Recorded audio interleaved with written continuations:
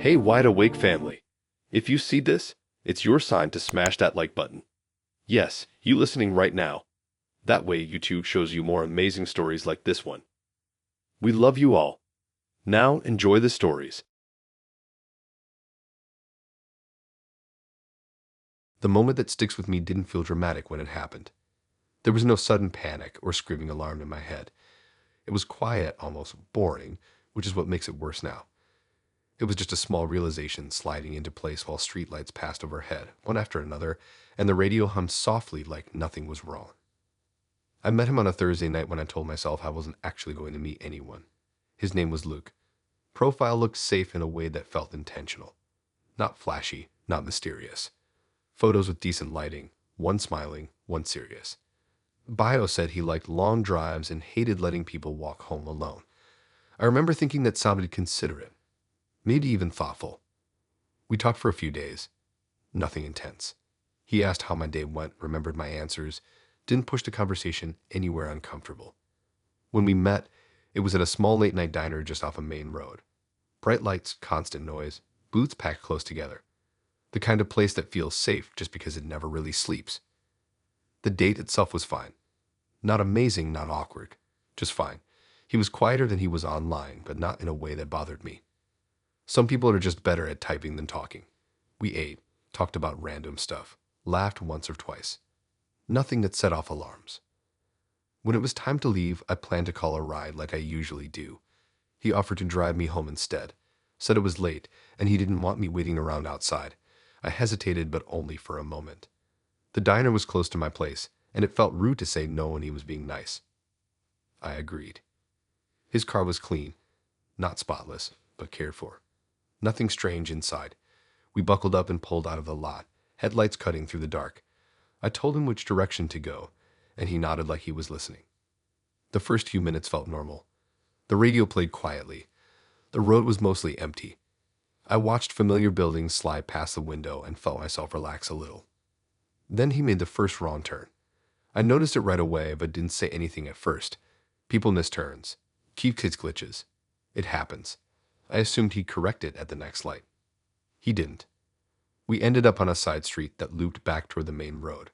I pointed it out casually, telling him he could turn around at the next intersection. He nodded again and said something about knowing a shortcut. That made my stomach tighten just a bit.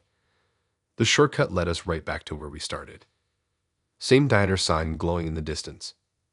Same empty parking lot. Same streetlight flickering near the entrance. I laughed nervously and pointed it out, making a joke about going in circles. He smiled, apologized, and turned the wheel. This time he took the same wrong turn. Exactly the same one. My heart started beating faster. Not full panic yet, but enough that I noticed.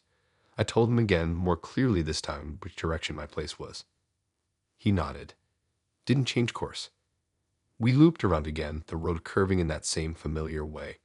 I recognized every cracked sidewalk and closed storefront as we passed them for the third time. That's when it hit me. This wasn't confusion. This was repetition. I told him to stop the car. My voice came out steadier than I felt.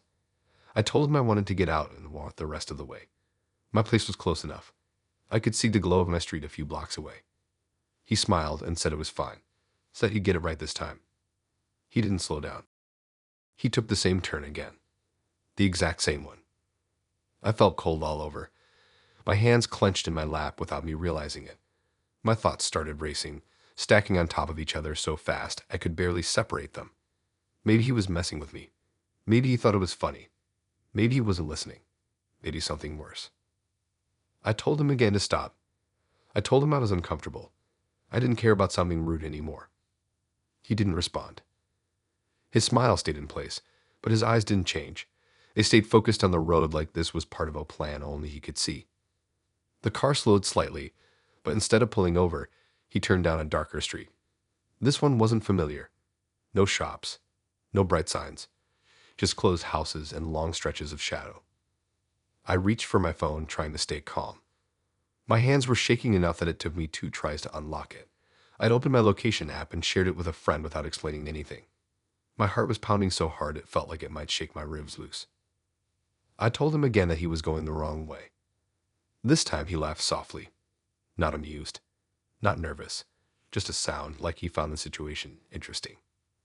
He said something about how GPS can mess people up, how muscle memory takes over sometimes.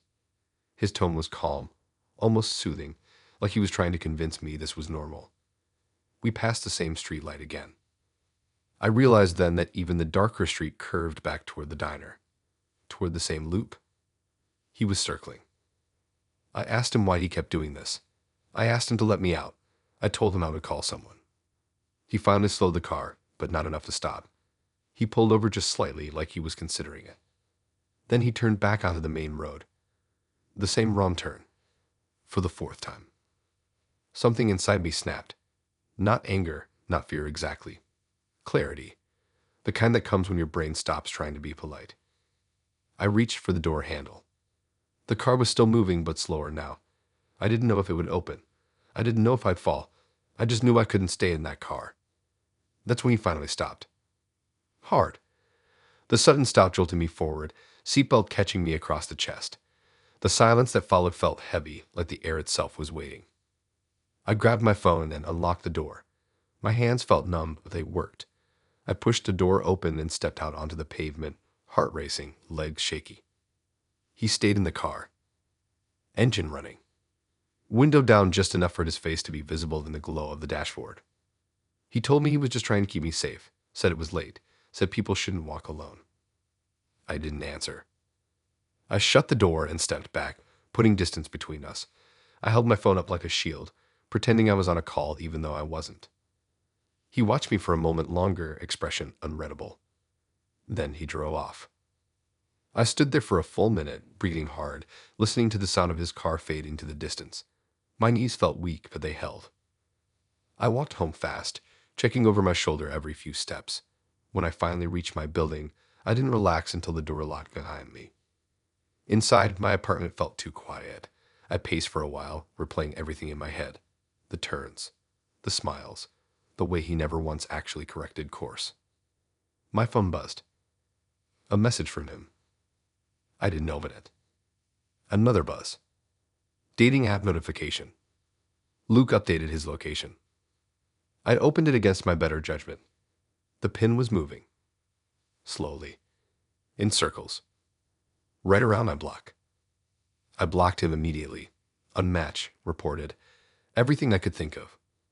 Then I sat on my couch with all the lights on, heart still racing, waiting for something else to happen. Nothing did. For the rest of the night. The next day, his profile was gone. Deleted or hidden. I told myself that was the end. A week later, while walking home from work, I passed that diner again. Bright lights. Full boots. Normal life. In the parking lot, I saw a familiar car idling. Same color. Same shape. Same driver. Watching the entrance. Taking the same turn out of the lot. Again.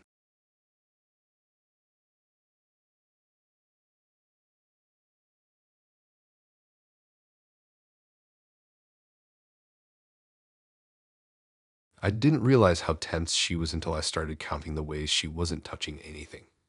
Not the table, not her drink, not even her phone for long. Her hands stayed folded in her lap like she was afraid of leaving fingerprints. It stood out only because everything else about the night looked normal from a distance. Busy place. Music low enough to talk over. People laughing at nearby tables. A date that should have blended into every other one I'd had. I'd matched with her earlier that week. Her name was Jess. Her profile didn't scream drama or mystery. Saw photos, a couple selfies, one picture of a dog that wasn't hers, but she said she borrowed it for morale.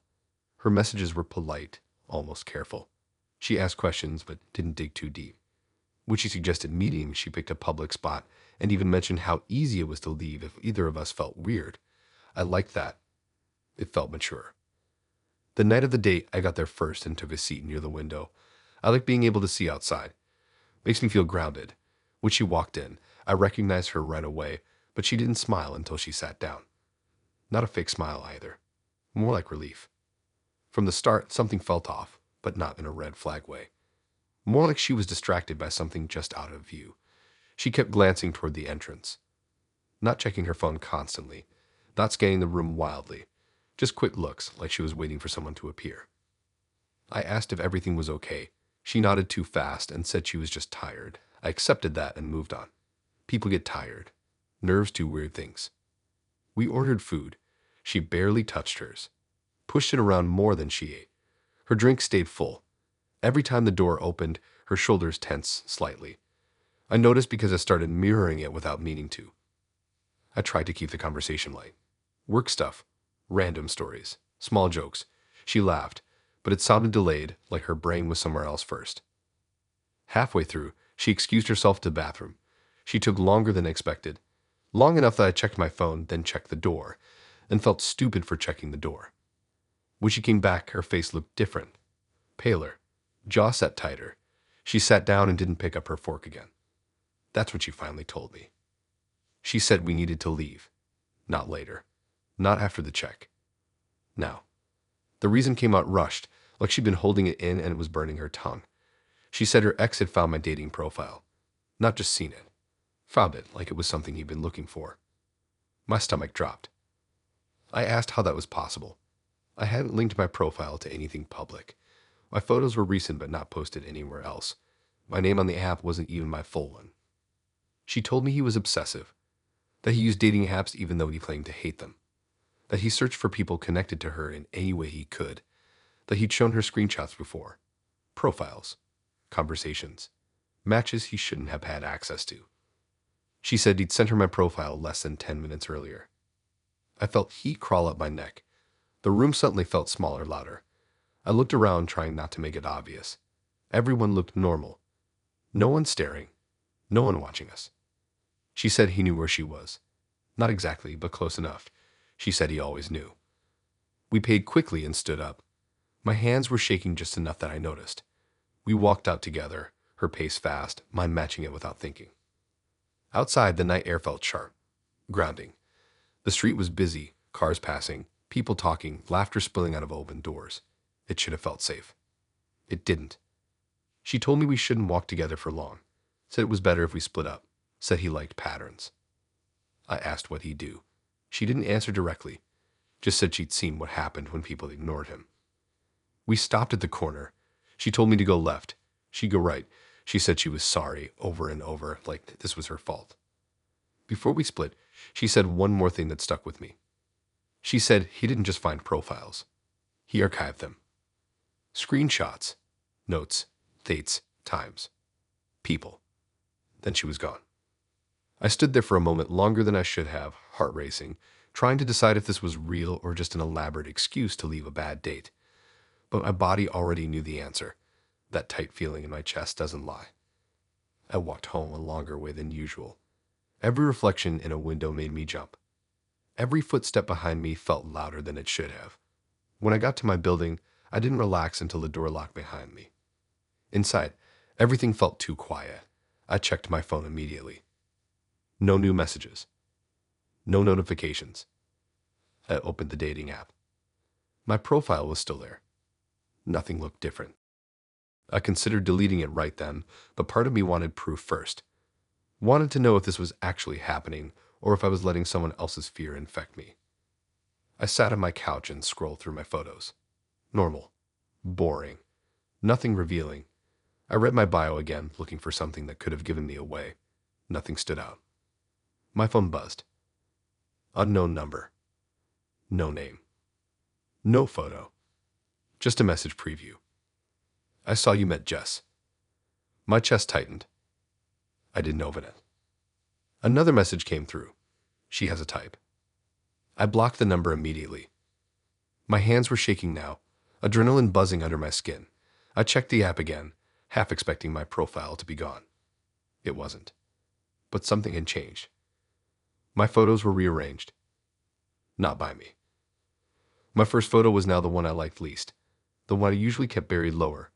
The order felt intentional, like someone had decided how I should be seen. I closed the app and reopened it.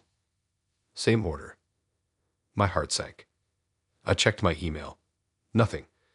No alerts about changes. No login warnings. Another buzz. New number this time. A photo message. I hesitated, then opened it. It was a screenshot. My profile. Highlighted sections, my photos circled, my bio underlined, notes written in the margins like a study guide. One note sat next to my distance setting. Close enough. I felt sick. I locked my phone and paced my apartment trying to think. Change passwords, delete apps, report, block. All the usual steps felt too small for something this personal. I finally opened the dating app and deleted my profile entirely. Not just uninstall, full deletion, confirmation email. Read twice to be sure. Account deleted. I sat there breathing hard, waiting for something else to happen. My phone buzzed again. Unknown number. This time, no text. Just a shared image. It showed the bar where Jess and I had met. Taken from across the street. Time-stamped. Earlier that night. Another image followed. Us. Blurry. Sitting at the table. Taken from behind. I hadn't seen anyone with a camera. My hands went numb. I turned my phone off and sat in the dark, listening to the building settle around me. Every sound felt amplified. Footsteps in the hallway. A door closing somewhere below. I didn't sleep. In the morning, my phone turned back on by itself when I plugged it in. One notification waited. No app name. Just text. Profiles disappear. Patterns don't. I moved apartments a month later. Didn't update any apps. Didn't tell many people where I went. Sometimes I still check reflections when I'm out. Sometimes I feel that same tightness when a door opens behind me. Jess never messaged again. But a week after I moved, I got a follow request on a social app I barely use. No photo. No posts. Bio had one line. You go left when you're scared.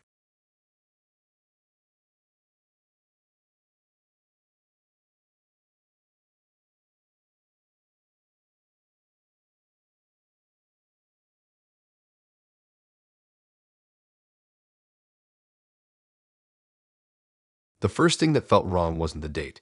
It was the relief I felt before it even started. That calm you get when someone does something that sounds thoughtful enough to lower your guard. I didn't realize until later that sometimes the nicest gestures are the easiest way in. His name was Nathan. We matched midweek, and he came off steady. Not exciting, not boring. Steady. His profile talked about routines, safety, being upfront. One of his photos was just him standing on a sidewalk smiling like someone took it quickly and didn't overthink it. I liked that. We talked for a few days. Nothing intense. He didn't push. Didn't overshare. Asked normal questions and actually listened to the answers. When we planned to meet, he suggested a small restaurant a few blocks from my place. Public, busy, easy. An hour before the date, he sent me his location. He said it was for safety, so I'd know where he was, so there'd be no guessing. The message felt considerate, especially paired with that little blue pin sitting calmly on the map. I remember thinking that more people should do that. Transparency felt good. I set a thumbs up and finished getting ready. The date itself was fine. That's what makes this harder to explain. Nothing dramatic happened. We ate, talked, laughed a little. He was quieter in person than online, but not in a bad way. He made eye contact. Nodded, didn't interrupt. I checked the location pin once during dinner out of curiosity. It was still active, hovering near the restaurant. I didn't mention it. I didn't need to. When we walked out, he asked if I wanted to split ways there or walk a bit. I said I'd head home. He nodded and said he was parked nearby anyway. He didn't offer to walk me. He didn't linger. We hugged quickly and went in opposite directions. I walked home feeling neutral. Not disappointed. Not excited. Just done. I unlocked my apartment, kicked off my shoes, and tossed my bag on the chair. I remember thinking how nice it was to have a calm night. Then my phone buzzed. A location update. I'd assumed it was delayed. Sometimes apps lag. I opened it anyway. The pin was still there. Still parked. Right outside my apartment building. I frowned, thumb hovering over the screen. Maybe he parked on my street earlier and just hadn't left yet. That made sense. It was a quiet block, easy parking. I set my phone down and went to the kitchen to pour a glass of water. Another buzz. Same update. Pin unchanged. Still outside. I stood there staring at my phone, water running too long into the glass until it overflowed slightly onto the counter. I shut it off and leaned against the sink, trying to think logically. Maybe he was texting someone. Maybe he was just sitting in his car. People do that. I checked the time. It had been 20 minutes since we said goodbye. I went to my window and pulled the curtain back just a little. My building faces the street directly. Street lights cast that dull orange glow that makes everything look flat. There was a car parked across from my building. Engine off. Headlights dark. Someone inside. I couldn't see his face clearly, but the silhouette matched. Same posture I'd seen at the restaurant. Shoulders slightly hunched forward. Phone held low. My heart started beating faster. Not panic yet, but close. I pulled the curtain closed and locked the window, even though it was already locked. I checked my door. Locked. Chain on. My phone buzzed again. Pin still active. I messaged him, keeping it casual, asking if he made it home okay. I didn't mention the pin. He replied quickly, said yes, he was home and winding down. I stared at the message until the words blurred. Home. The pin didn't move. I refreshed it. Zoomed out. Zoomed in. Still there. Right outside. I typed back that his location was still showing nearby. I added a laughing emoji, trying to keep it light. The typing bubble appeared. Disappeared. Appeared again. Then nothing. Minutes passed. The pin stayed. I sat on my couch with all the lights on, phone clutched in my hand. Every sound outside made my shoulders tense. A car passing, footsteps on the sidewalk, laughter from somewhere down the block. Another update. Same spot. I checked the app permissions. Location sharing was on. Live, no time limit set. I could stop sharing from my end, but that wouldn't explain why he said he was home. I finally asked directly if he was still outside. His response came almost immediately. He said the app must be glitching, said he'd had that happen before, said he was already inside his place. The pin pulsed. Didn't move. I checked the timestamp on the last update. It said just now. I stood up and went to the peephole in my door, then stopped myself. I hate doing that. It makes me feel exposed. Instead, I went back to the window and peeked again, more carefully this time. The car door opened. Someone stepped out. My breath caught. He stood on the sidewalk, stretching slightly, looking up and down the street like someone killing time. Then he looked at his phone. The glow lit his face enough for me to recognize him. It was Nathan. He put the phone away and leaned against his car, arms crossed, staring at my building. I dropped the curtain and backed away from the window, heart racing now full force. My phone buzzed in my hand. A new message. He said he was heading to bed. The pin didn't move. I didn't respond. I locked my bedroom door and sat on the bed listening. Minutes stretched out. My breathing sounded too loud in my own ears. After a while, I heard his car start. Relief washed over me so hard my legs felt weak. I went back to the window just in time to see the car pull away, headlights flashing briefly against my wall. I checked the pin. It moved. Slowly down the street. I sat there shaking, trying to calm myself. Maybe it really had been a glitch. Maybe he just needed to sit for a bit. Maybe I was overreacting. I turned off the location sharing and blocked him on the app. Then I went to sleep with the lights on. In the morning, I woke up to silence and sunlight. My phone was quiet. No messages. No pins. Everything looked normal again. I went to work, laughed with coworkers, almost convinced myself it had been nothing. That night, when I got home, my phone buzzed as soon as I unlocked the door. Location request. From a number I didn't recognize. I didn't accept it. Another notification appeared beneath it. Shared location updated. My stomach dropped. A pin appeared on my screen. Parked. Right outside my apartment.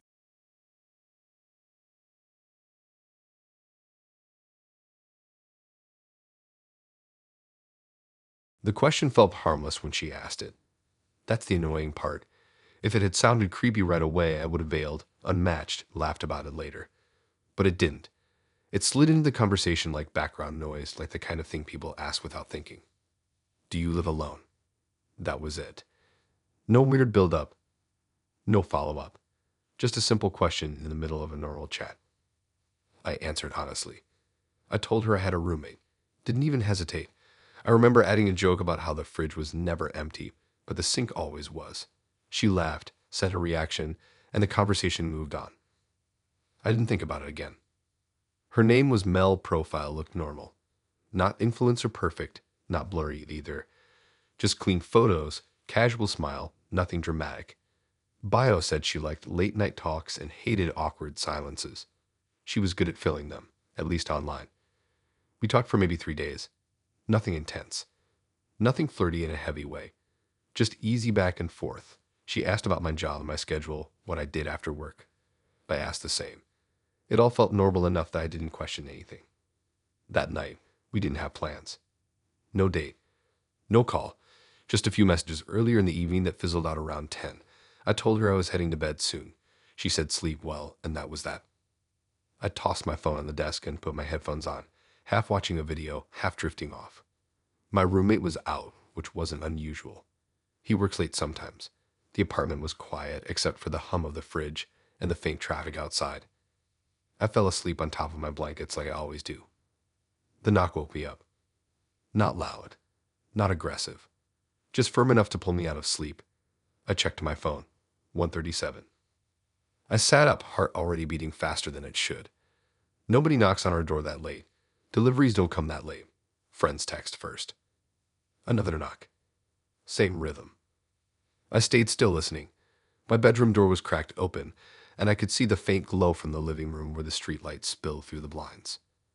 Then I heard my roommate's voice. Muffled. Confused. I couldn't hear the words clearly, but I could tell he was talking to someone through the door. I got out of bed quietly and moved closer, standing in the hallway just out of sight. My heart was pounding now. I didn't know why yet, but every instinct was on edge. The conversation ended quickly. The door closed. Locks clicked. My roommate stood there for a second, staring at the door like he wasn't sure what just happened. Then he turned and saw me. He asked if I knew someone named Mel. My stomach dropped. I asked what he meant, trying to keep my voice steady. He told me someone had knocked asking for me by name. Said she was looking for me specifically, said my name clearly like she practiced it. I asked what she looked like. He described her. It was her. Same hair, same jacket from her profile photo, same height. Everything lined up too perfectly to argue with. I felt cold all over. I asked what she said exactly. He told me she asked if I was home. He told her I was asleep. She nodded, said okay, and left. No argument. No pushing. Just turned around and walked down the stairs. I asked if she said how she knew me. He said she didn't. Just used my name like it was normal. I stood there in the hallway, trying to process how someone I'd never met in person had shown up at my apartment in the middle of the night and asked for me like we were friends. My roommate asked if I was okay. I nodded even though I wasn't. I didn't know how to explain it without sounding unhinged. I went back to my room and locked the door. My phone was on the desk, screen dark. I stared at it for a long time before picking it up. No new messages. No missed calls. Nothing. I opened the dating app. Her profile was still there. Active now. I scrolled up through our chat, read every message slowly, searching for something I'd missed.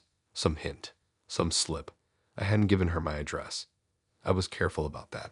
I always am. The only thing that stood out was that question. Do you live alone? I typed a message asking why she'd come to my place.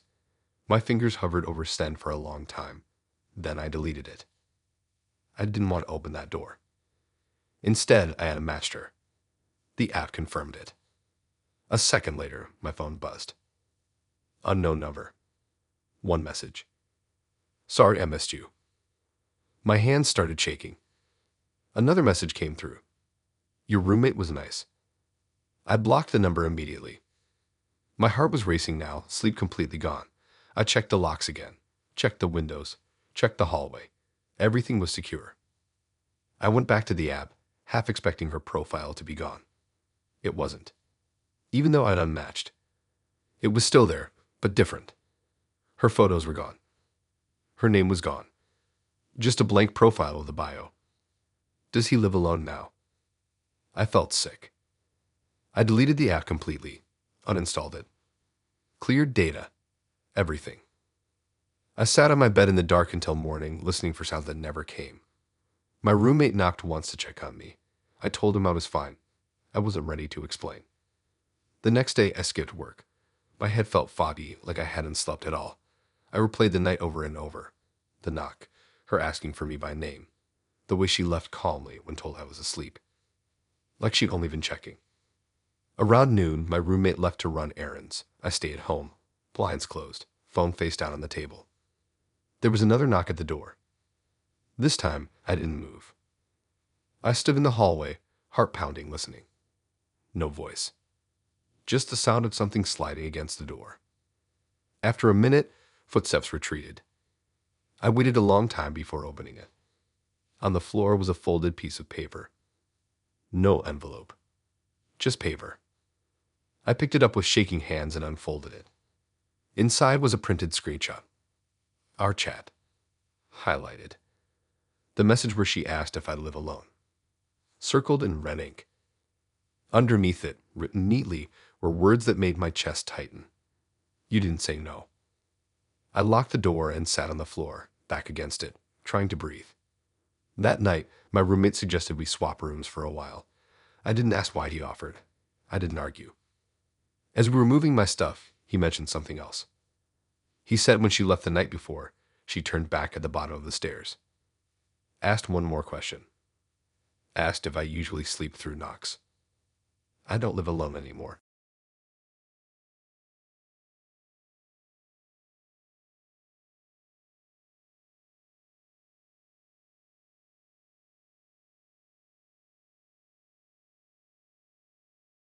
I used to think the scariest moments were loud, like shouting, crashing, obvious danger. Now I know the quiet ones stick longer. The moments where everything still looks normal from the outside, where nothing technically wrong has happened yet, but your body is already screaming and your brain is still trying to catch up. This was one of those nights. I matched with him on a Sunday when I was bored and procrastinating laundry. His name was Evan. Profile looked almost too good, but in a believable way. Not model good, just put together. Clean photos, nice lighting, friendly smile. His bio mentioned respecting consent and communication like it was a personality trait. I remember thinking that was reassuring. Green flag stuff. The kind of thing you screenshot to your friends and say, see, there are still decent people. We talked for a few days. Nothing intense. He was polite. Checked in. Never pushed the conversation anywhere weird. He even asked what my boundaries were early on, which honestly impressed me. I told him I liked taking things slow, and he said that was cool with him. He suggested meeting at a small art bar not far from where I live. Public. Open. Lots of people. I agreed. The place was dim but cozy. Exposed brick, low music, mismatched chairs. The kind of spot where conversations blur together and no one pays attention to anyone else. I got there first and picked a table near the back, close enough to the door to feel like I had an exit. He arrived a few minutes later. Looked just like his photos. Same smile. Same relaxed posture. He hugged me lightly, asked how my day was, all very normal. We ordered drinks and talked. About work. About random stuff online. About bad dates we'd had. He laughed at the right moments. Nodded when I spoke. Everything felt smooth. Maybe too smooth. About halfway through the night, he leaned in closer. Not touching. Just inside my space. I leaned back slightly without making it obvious. He noticed, paused, then smiled and said something about always wanting people to feel comfortable. That should have eased me. Instead, it made me tense. I felt watched. Not stared at, but observed. Like my reactions were being logged somewhere. He asked if I wanted to step outside for air. I said I was fine inside. He nodded and didn't push, which again should have been a good thing. But the vibe had shifted. Subtle, like a song changing key without warning. As the night went on, he kept bringing up things I'd said online. Small things. Jokes. Preferences. Stuff I barely remembered typing. He referenced them accurately, word for word sometimes. I laughed it off, but it felt strange hearing my own messages reflected back at me so precisely. Eventually, he suggested we walk for a bit, just around the block. Said it was nice out. I hesitated. My chest tightened, that little bit it does when I know I should say no but don't have a solid reason yet. I said maybe another time. He smiled and said of course, no pressure. We sat in silence for a moment after that. Not awkward silence, heavy silence. Then he moved closer again. This time his knee brushed mine. Accidental, maybe. I shifted away and said I was uncomfortable. I said it clearly, calmly, not dramatic. That's when he smiled. Not friendly, not apologetic, curious. And then he said that I hadn't said that online. The words hit me harder than I expected. My stomach dropped. It felt like the floor tilted slightly, like I needed to grab onto something to stay upright. I stared at him, trying to understand what he meant. My discomfort wasn't up for debate. It wasn't a contradiction to be corrected. But he kept smiling, like he just pointed out a typo. He went on to explain, calmly, that online I'd been more open, more relaxed, that my messages hadn't sounded uncomfortable, that I joked about liking attention, that I responded quickly, that I kept talking late into the night. He said all of that like it mattered more than what I was saying now. I felt exposed in a way I didn't know how to describe, like my past words were being used against my present self, like consent was something I'd already given by continuing the conversation days ago. I pulled my leg back fully and stood up. My heart was pounding so hard I could hear it in my ears. I told him I was leaving. He didn't stop me. He stood too slowly and said he understood, said he respected consent, said he just wanted to be clear. Clear about what, I didn't know. I grabbed my bag and walked toward the door, every step feeling heavier than the last. I expected him to follow. He didn't. That almost made it worse. Outside, the night air felt sharp, grounding. I breathed deeply and walked fast, not looking back until I turned the corner. I checked my phone as I walked. 3 messages from him. I didn't open them. Another notification popped up. Dating app. Evan edited his profile. I clicked without thinking. His bio had changed. Now it said consent is about consistency. My hands started shaking. I unmatched him immediately, blocked him, reported the profile. All the things you're supposed to do. The app confirmed it. I felt a small wave of relief. Then my phone buzzed again. New message. Unknown number. He said he hoped I got home safe. I didn't respond. I blocked the number. I got home and locked my door, leaning against it longer than necessary. My apartment felt different now, quieter, like it was holding its breath. I went straight to my laptop and opened the dating app there just to double check. His profile was gone, either deleted or hidden. I told myself that was good. I tried to sleep. Couldn't. Every time I closed my eyes, I heard his voice, calm and confident, explaining why my discomfort didn't count. Around 2 in the morning, my phone lit up on the nightstand. No sound. Just the screen turning on. A notification banner appeared. Dating app. Message from Evan. Even though I'd unmatched him. Even though I'd blocked him. The preview showed part of the text. You were comfortable before. I didn't open it. Another banner appeared beneath it. Consent doesn't reset. My chest felt tight. I turned the phone face down and shoved it under my pillow like that could stop it. The next morning, I woke up exhausted. My phone was quiet. No new messages. I convinced myself it was over. Haps glitch. People move on. I went about my day, coffee, work, pretending everything was fine.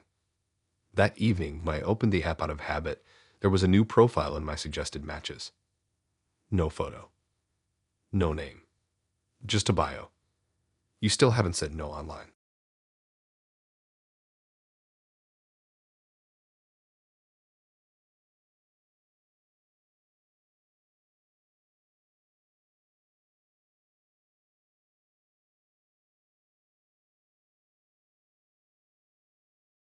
The laugh came before anything else went wrong, and that's the part that sticks with me the most.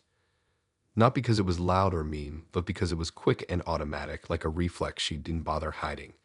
I remember feeling my stomach dip a little when it happened, even though I smiled and kept talking like nothing was off. We were sitting in a diner that looked like it hadn't changed since the early 2000s. Vinyl booths, flickering lights, menus that smelled faintly like old grease. I picked it on purpose.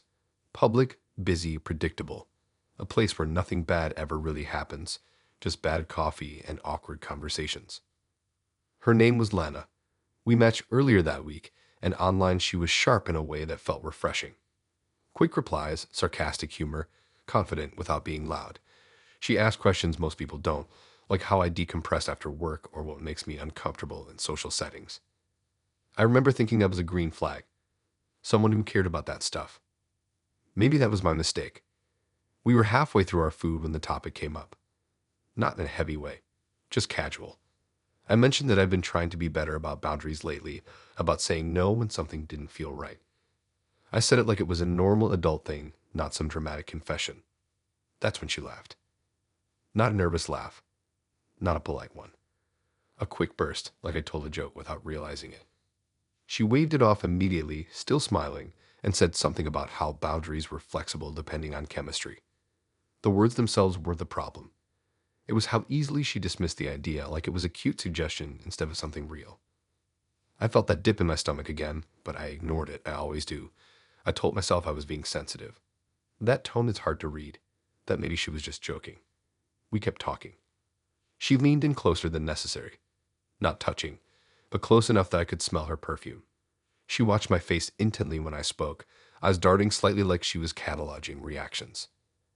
At one point, my phone buzzed on the table between us. I flipped it face down without checking. Work stuff. Nothing important. She glanced at it anyway. Asked what kind of phone it was. I answered without thinking. She nodded, filed it away. We finished eating and just sat there, drinks half full, conversation drifting. She asked about my apartment, what floor I live on, if I liked my neighbors. Normal questions on the surface, but something about the order felt deliberate. Then it happened. I reached for my wallet to pay, and in that small moment of distraction, she reached for my phone. I didn't even react at first. It felt too casual, like she was just moving it out of the way. But then her thumb moved. The screen lit up. Unlocked. Just like that. No hesitation. No second try. No wrong attempt. My phone opened to my home screen. I froze. My brain stalled, trying to process what my eyes were seeing. I know my passcode. It's not something obvious. It's not my birthday. Not a pattern. Not something I've ever shared. I don't even use Face Unlock. I turned that off years ago. Yet there it was. Open. She didn't look surprised. She didn't even look at the screen right away. She looked at me, smiled, and only then glanced down at my phone like she'd just done something normal. I felt heat rush to my face and drain away, leaving me cold. I reached for the phone and took it back, maybe a little too fast. My heart was pounding, and I tried to keep my expression neutral. I asked how she did that. She shrugged. Said some things are easy if you pay attention. That answer made my skin crawl. I locked the phone again immediately, hands shaking slightly, and slid it into my pocket. My appetite was gone. The diner felt louder, brighter, like everything was suddenly too much. She leaned back in her seat, relaxed, like she'd just proven a point. I tried to laugh it off. Made a joke about her being psychic or something. The words felt fake in my mouth. She smiled wider at that. Said people leave patterns everywhere. I paid quickly and stood up, ready to leave. I told her I had an early morning. She didn't argue. She stood too, wrapped her jacket, and followed me outside. The air felt cold and sharp compared to the diner. The street was busy, cars passing, people walking by. I felt exposed standing there with her like she knew something about me that I didn't. We walked a few steps together before I stopped and told her I was heading the other way. She didn't seem bothered. She just nodded and said it was fun. Before she turned away, she mentioned my phone again. Said I should probably change my code now that she'd read it. My chest tightened. I asked what she meant by read it. She laughed again, softer this time, like we were sharing a private joke. Said everyone shows their code eventually. Then she walked off. I stood there longer than necessary, watching her disappear into the crowd. Only when she was gone did I let myself breathe fully. I walked home fast, checking over my shoulder even though I didn't hear footsteps. Once inside my apartment, I locked the door and leaned against it, heart racing. The first thing I did was change my phone passcode, then my email password, then everything else. It felt frantic, but I couldn't stop. Every tap felt urgent. After that, I sat on my couch in the dark, phone in my hand, replaying the moment over and over. The way her thumb moved, the confidence, the lack of hesitation. How could she have known? I checked my phone settings. No failed attempts. No security alerts. Nothing. My phone buzzed. A message from her. I didn't open it. Another buzz. Dating app notification. She sent a photo. Against my better judgment, I opened it. It was a screenshot. My phone lock screen. Taken from an angle across the table. My passcode dots filled in. All of them. I felt sick. I blocked her immediately. Unmatched, reported, everything. My phone buzzed again. Unknown number. A message came through. She said boundaries only work if both people agree on them. Then another message.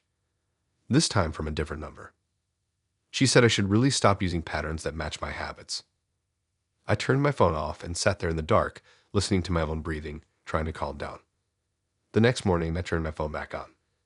No new messages. Relief washed over me, thin but real. I went to work, acted normal, tried not to think about it. That night, when I got home, my phone lit up as soon as I unlocked the door. No notification sound. Just the screen turning on. Already unlocked.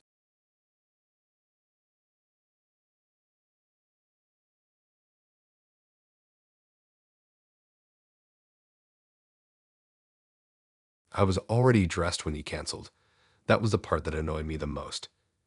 Not because I cared that much about the date, but because I'd already gone through the whole getting ready process for nothing. Makeup done, hair fixed twice, shoes sitting by the door. When his message popped up saying something came up last minute, I didn't feel sad. I felt relieved. Like my body had already decided I didn't really want to go. His name was Ryan. Super normal profile. Not try hard, not lazy. Decent photos, casual smile. Nothing that stood out in a bad way. He was smooth online, not corny. Replied on time, remembered small things, didn't overshare. The kind of guy you don't warn your friends about or hype up either. Just average in a good way. After he canceled, I changed into sweatpants and figured I'd stay in.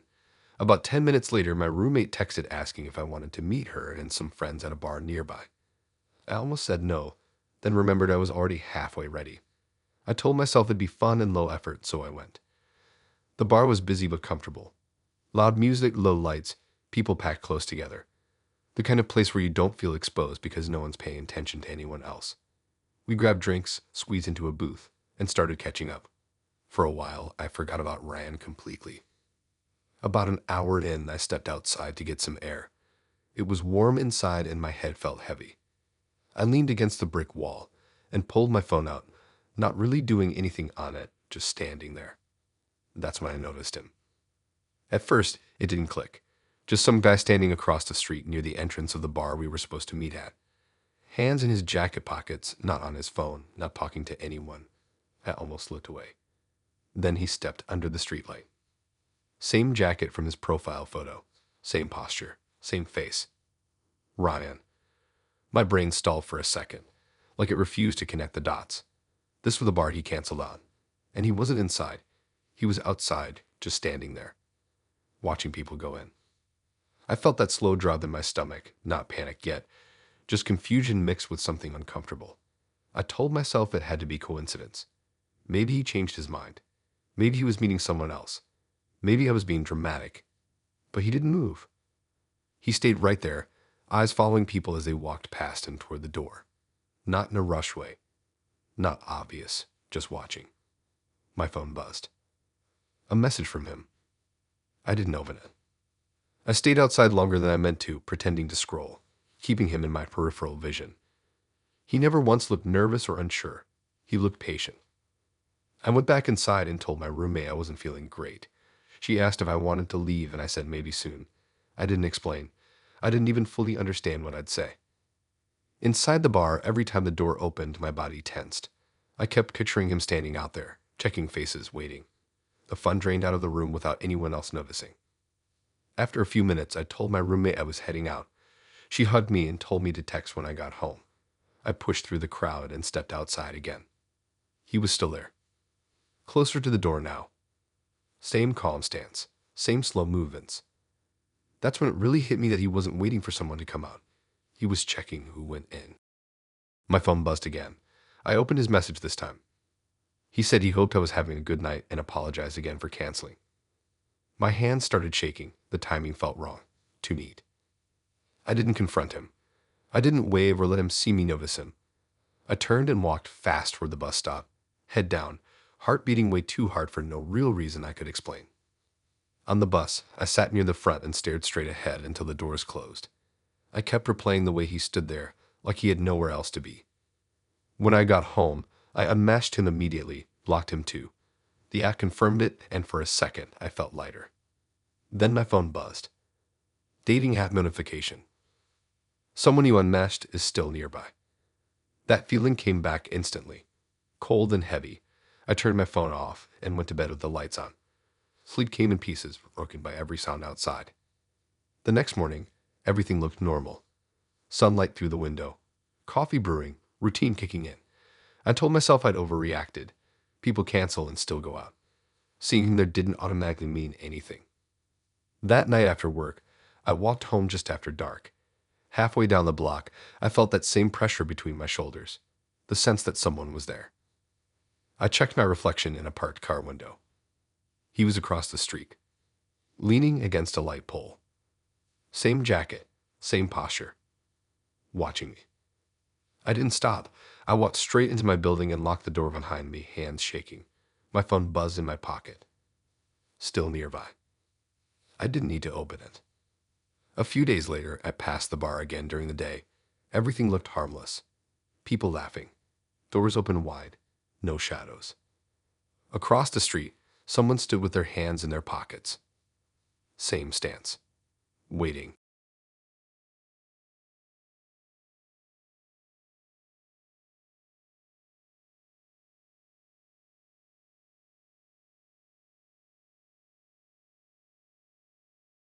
I woke up to my phone buzzing like it was mad at me. Not the soft notification kind, but the rapid-fire vibration that makes you think something went wrong while you were asleep. My eyes were barely open, head heavy, mouth dry, still stuck in that fog where dreams bleed into real life. I grabbed my phone off the nightstand and squinted at the screen. It wasn't a text. It was a tag. My stomach dropped before my brain even caught up. Someone had posted a photo and tagged me by my full name. First and last. Spelled right. I sat up so fast my blanket slid to the floor. The photo loaded. It was me. It was her. It was from the night before. The bar lights behind us, my arm awkwardly half around her shoulder, her face angled perfectly toward the camera like she'd practiced it. I remembered that moment clearly. Remembered how she'd insisted on taking a picture together before we left. Remembered thinking it was harmless, just a photo. People do that. I had no idea how wrong that thought was. Her post wasn't private. It wasn't vague. It was public. Caption said something about great nights and unexpected connections. Nothing threatening on the surface. The comments were already filling up. Heart emojis. Friends asking who I was. Jokes. Tags. My name sat there in blue like it had always belonged. I stared at it, heart pounding, trying to understand how she knew my full name.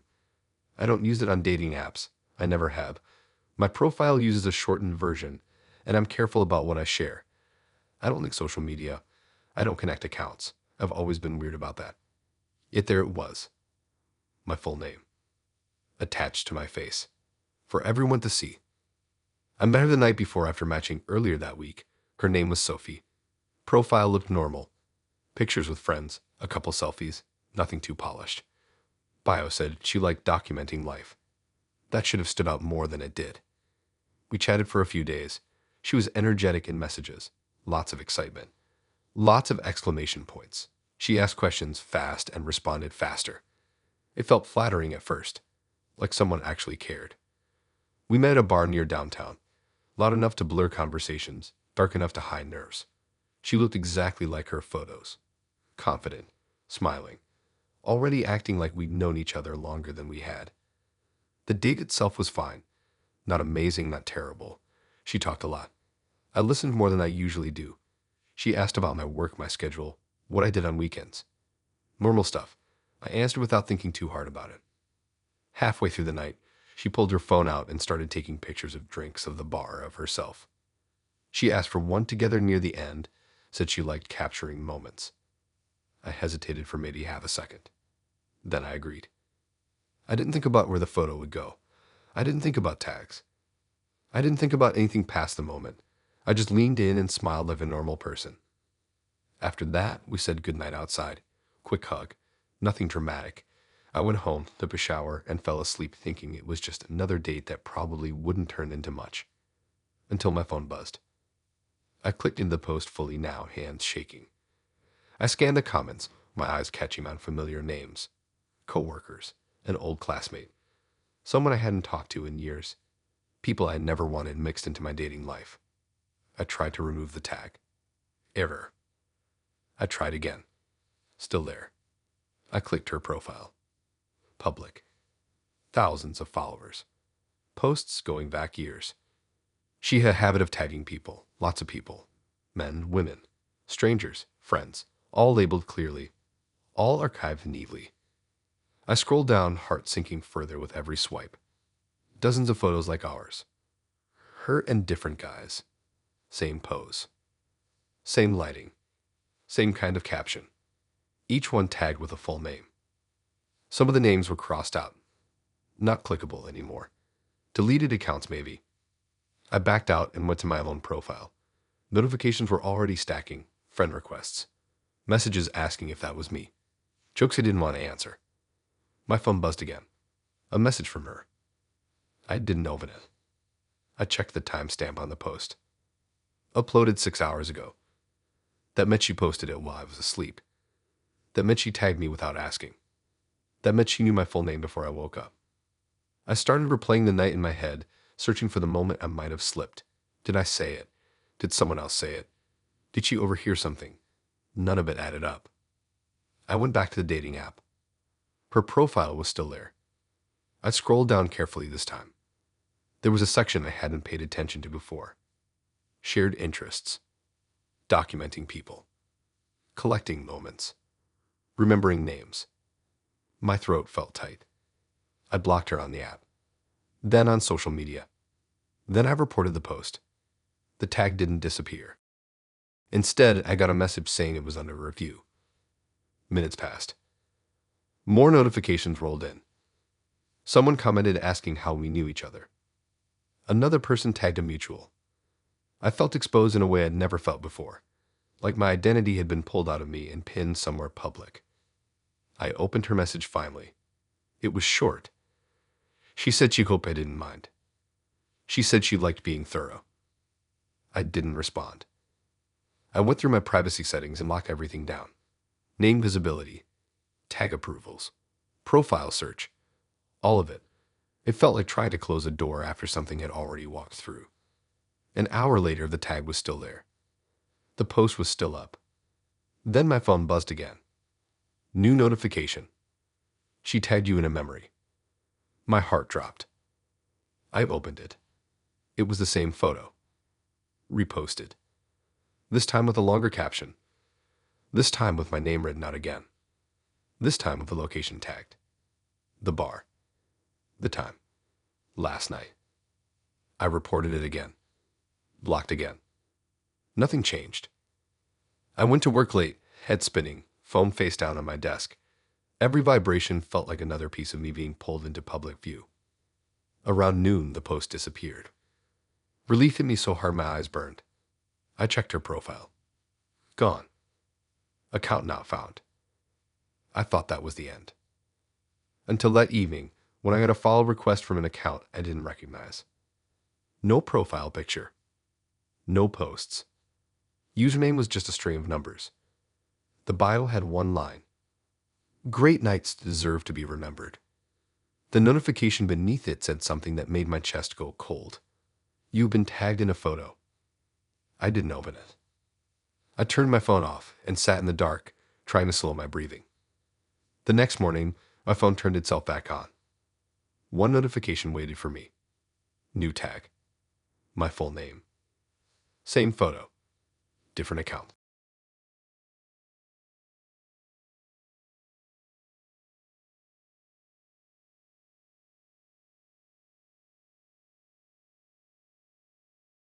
The moment that keeps replaying in my head didn't happen at my door. It happened way earlier before anything obviously wrong showed up, when everything still felt almost normal and I was still convincing myself I was being dramatic. That's the scariest part to me now. How normal it felt right up until it didn't. I matched with him on a Friday night while laying on my couch scrolling with one eye half closed. His name was Caleb. His profile didn't try too hard. One photo of him outside, one blurry group shot, one mirror picture that wasn't obnoxious. Bio said he liked night walks and believed people should get home safe. I remember thinking that sounded considerate, maybe even sweet. We talked for a few days. He was funny in a dry way. Sent voice notes sometimes. Asked about my job, but didn't pry. When we finally met up, it was at a small bar near downtown. Crowded enough to feel safe, quiet enough to talk. In person, he was fine. Not charming in a loud way, just calm. He listened more than he talked. Sometimes a little too much, but I told myself that was better than the opposite. I noticed he remembered tiny details I'd forgotten mentioning. Like which bus I took home, or how my building's front light flickered sometimes. Again, I brushed it off. The night went on longer than I expected. One drink turned into two. By the time we stepped outside, the street had thinned out. Lights reflected off the pavement, and the air had that cool edge that makes you pull your jacket tighter. I told him I was heading home. He immediately offered to walk me. He framed it like concern, like the city wasn't safe at night, and it would make him feel better knowing I got home okay. I hesitated, then agreed. It didn't feel threatening. It felt polite. We walked side by side, not touching, our footsteps matching without effort. He asked casual questions. Nothing deep. I noticed he never asked where I lived. He didn't need to. He just kept walking confidently, never once hesitating at an intersection. That should have bothered me more. I took a different route than usual on purpose, turning down a quieter street instead of the main one. I wanted to see if he paused or questioned it. He didn't. He adjusted instantly, like he already knew where we were going. My stomach tightened, but I still didn't say anything. I didn't want to be rude. I didn't want to look paranoid. We talked about nothing while the distance between my chest and my ribs felt smaller and smaller. I noticed how quiet the street was. How the houses looked dark and closed off. How his shadow stretched longer than mine under the streetlights. When my building came into view, relief washed over me so hard my legs felt weak. Old brick place, 3 floors. Narrow entryway. It wasn't fancy, but it was mine. He slowed down as we approached, like he knew we were almost there. That was when I felt it again, that internal tug telling me something was wrong. We stopped at the front door. I reached into my bag for my keys. My hands were shaking just enough that I had to dig around longer than usual. He stood close, but not too close. Respectful distance. Watching. I pulled out my keyring. Before I could even choose which one to use, he reached out and gently took the keys from my hand. Not aggressive. Not rushed. Casual. He picked one key. The right one. He slid it into the lock like he'd done it before. My breath caught in my throat. My body went cold all at once, like someone flipped a switch. The key turned smoothly. The door unlocked. I didn't scream. I didn't move. I couldn't. My brain was screaming while my body stayed frozen. He handed the keys back to me like nothing was wrong. He said something about being glad I got home safe, but the words blurred together. All I could focus on was the lock. My lock. Opened by someone else's hand. I stepped inside on autopilot and closed the door behind me, locking it again with shaking fingers. I stood there in the dark hallway of my building, heart pounding so loud I thought it might echo up the stairs. I waited. Nothing happened. No footsteps. No knocking. No voice. After a full minute, I forced myself to look through the small glass pane in the door. He was gone. The street was empty. I rushed up the stairs to my apartment, locked that door too, then slid down against it, breathing hard. My phone buzzed in my pocket. A message from him. I didn't open it. I checked the app. His profile was still there, distance listed as nearby. I blocked him immediately. Then I sat there on my floor trying to make sense of it. Maybe he guessed. Maybe it was luck. Maybe he'd seen me unlock it before somehow. None of the explanations felt real enough to calm me. I checked my windows. Locked. Checked my closet. Empty.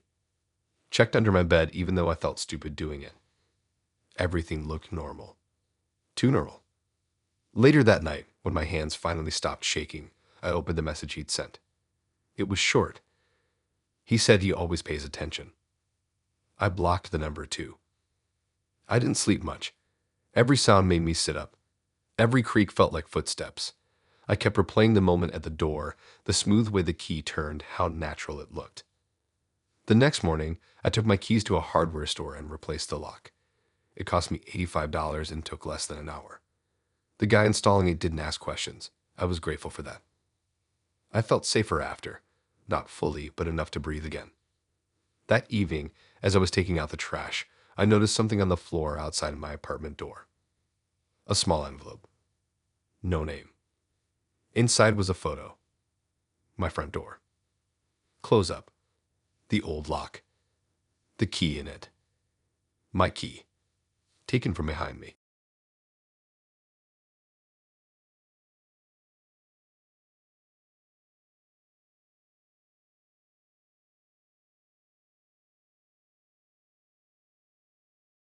I was half asleep when it happened, the kind of tired where your phone feels heavier than your head and your thumb keeps moving even though your brain already checked out. I was lying in bed, curtains cracked just enough to let in the orange glow from the streetlight outside my apartment.